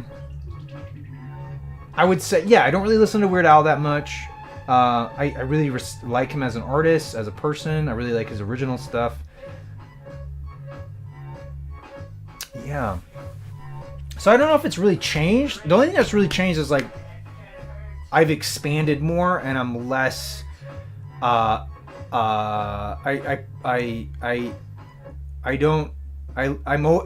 much more open to all kinds of music, even if I don't think I'll like it. Is there any possibility of a full Elton John album review? I'd love to hear my thoughts on Goodbye Yellow Brick Road or Captain Fantastic. Yeah, I mean, why not? I'll see how this next review that I have written will do, and then it'll kind of tell me if I want to do more of them. Murray was pissed when Surf City hit number 1, berated Brian for giving away a number 1 song. That's hilarious. I mean, I feel bad for Brian, but that's funny. Grateful Dead albums I really like. I really like In the Dark. Coal Mine Records has been one of my favorite labels. New releases past few years. A lot of great funk, soul, jazz. Oh, absolutely. Coal Mine, Terry Cole, brilliant dude. I really respect a lot of what he's put out. He's got a great ear. Absolutely. I recommend you. What is that? Oh my gosh, I have to write this down. Thank you, ADEMK. I don't know how to say her name, but I'm gonna check this. Hopefully, it's on Spotify. Oh, cool! It is. I don't know if this album's on Spotify though. Oh, it is. Amazing. Thank you. Whoa. Sir Humano by Tiro de Gracia is a Chilean hip-hop album. Oh, boom bap. Jazz rap. Oh, that sounds great. Ooh, I'm getting really hungry now. I'm gonna have to wrap things up once this record ends though, everybody. But I need to punch in. Thank you all for hanging out. I really appreciate it. It's been fun. It's been a while. I didn't realize how long it had been since I've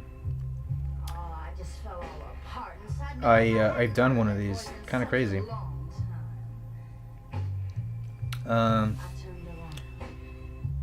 New MGMT album. I listened to it. Clearly, it didn't stick to me for some reason. I enjoyed it, but it didn't blow me away or anything. Do we know if the punk movement likened to Pink Floyd after albums or not? Oh, I don't know what that means. Livestream already running longer than the White Album. John Lennon and Paul McCartney, and you put acid in their drink. Oh, that sounds like fun. I like that. The punk movement listened to Syd Barrett era Floyd instead of Roger Waters. Yeah, that makes sense. I think by the 70s they saw Pink Floyd as sort of like the antithesis.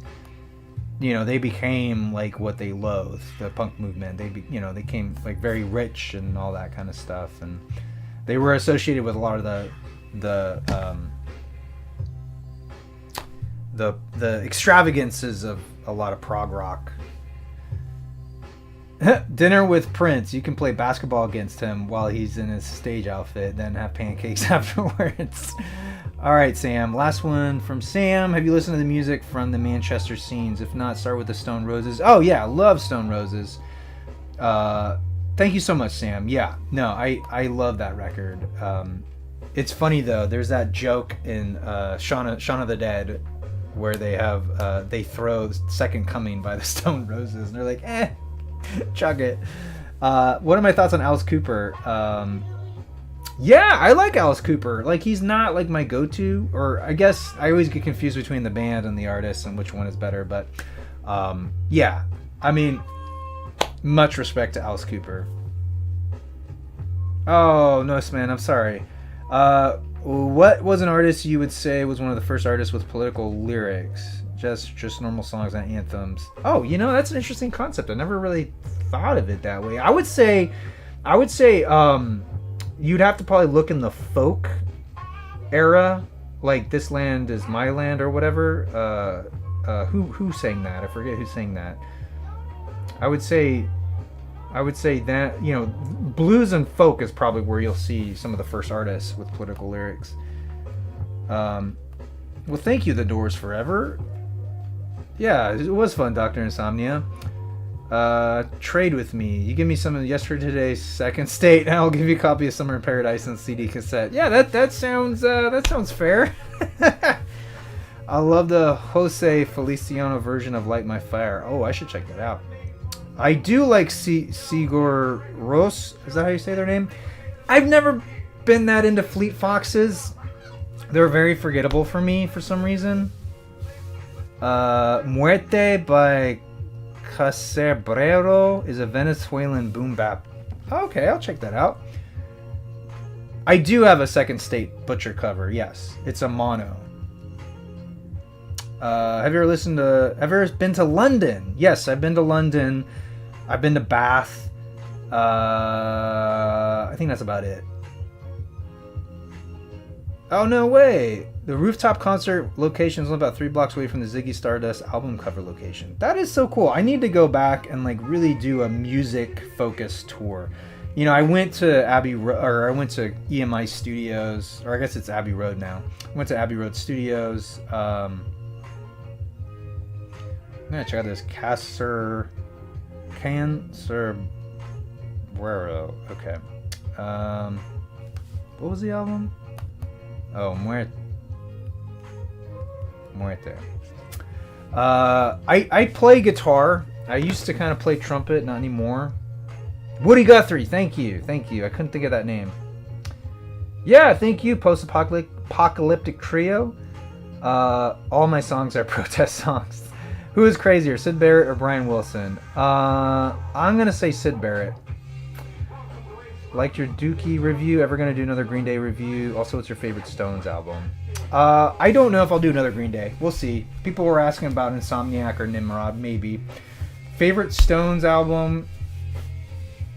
I'm still on the fence about it. Either Exile Main Street or Sticky Fingers. Have you ever heard of The Faint? Yeah, I have one of their albums, Dance Macabre. Yeah, you even mentioned it right there. Yeah, I own a version on vinyl. Beatles or Beach Boys? Beatles. Yeah, you're welcome, Johnny Jetlag. Thank you. Exile's the right choice. That's funny.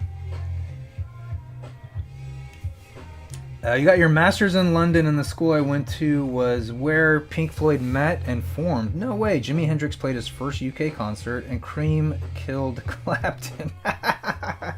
That's so cool. All right, everybody. The record's coming to an end. I want to thank you all for hanging out. I really appreciate it. This will be available offline, but yeah, I don't... if you want to hang on to this, I'm going to grab the link, and then you guys can hang on to it. But yeah, I think it's the same link that you're here now. But anyway, did I go to Revolution? No, I didn't go to Revolution Records.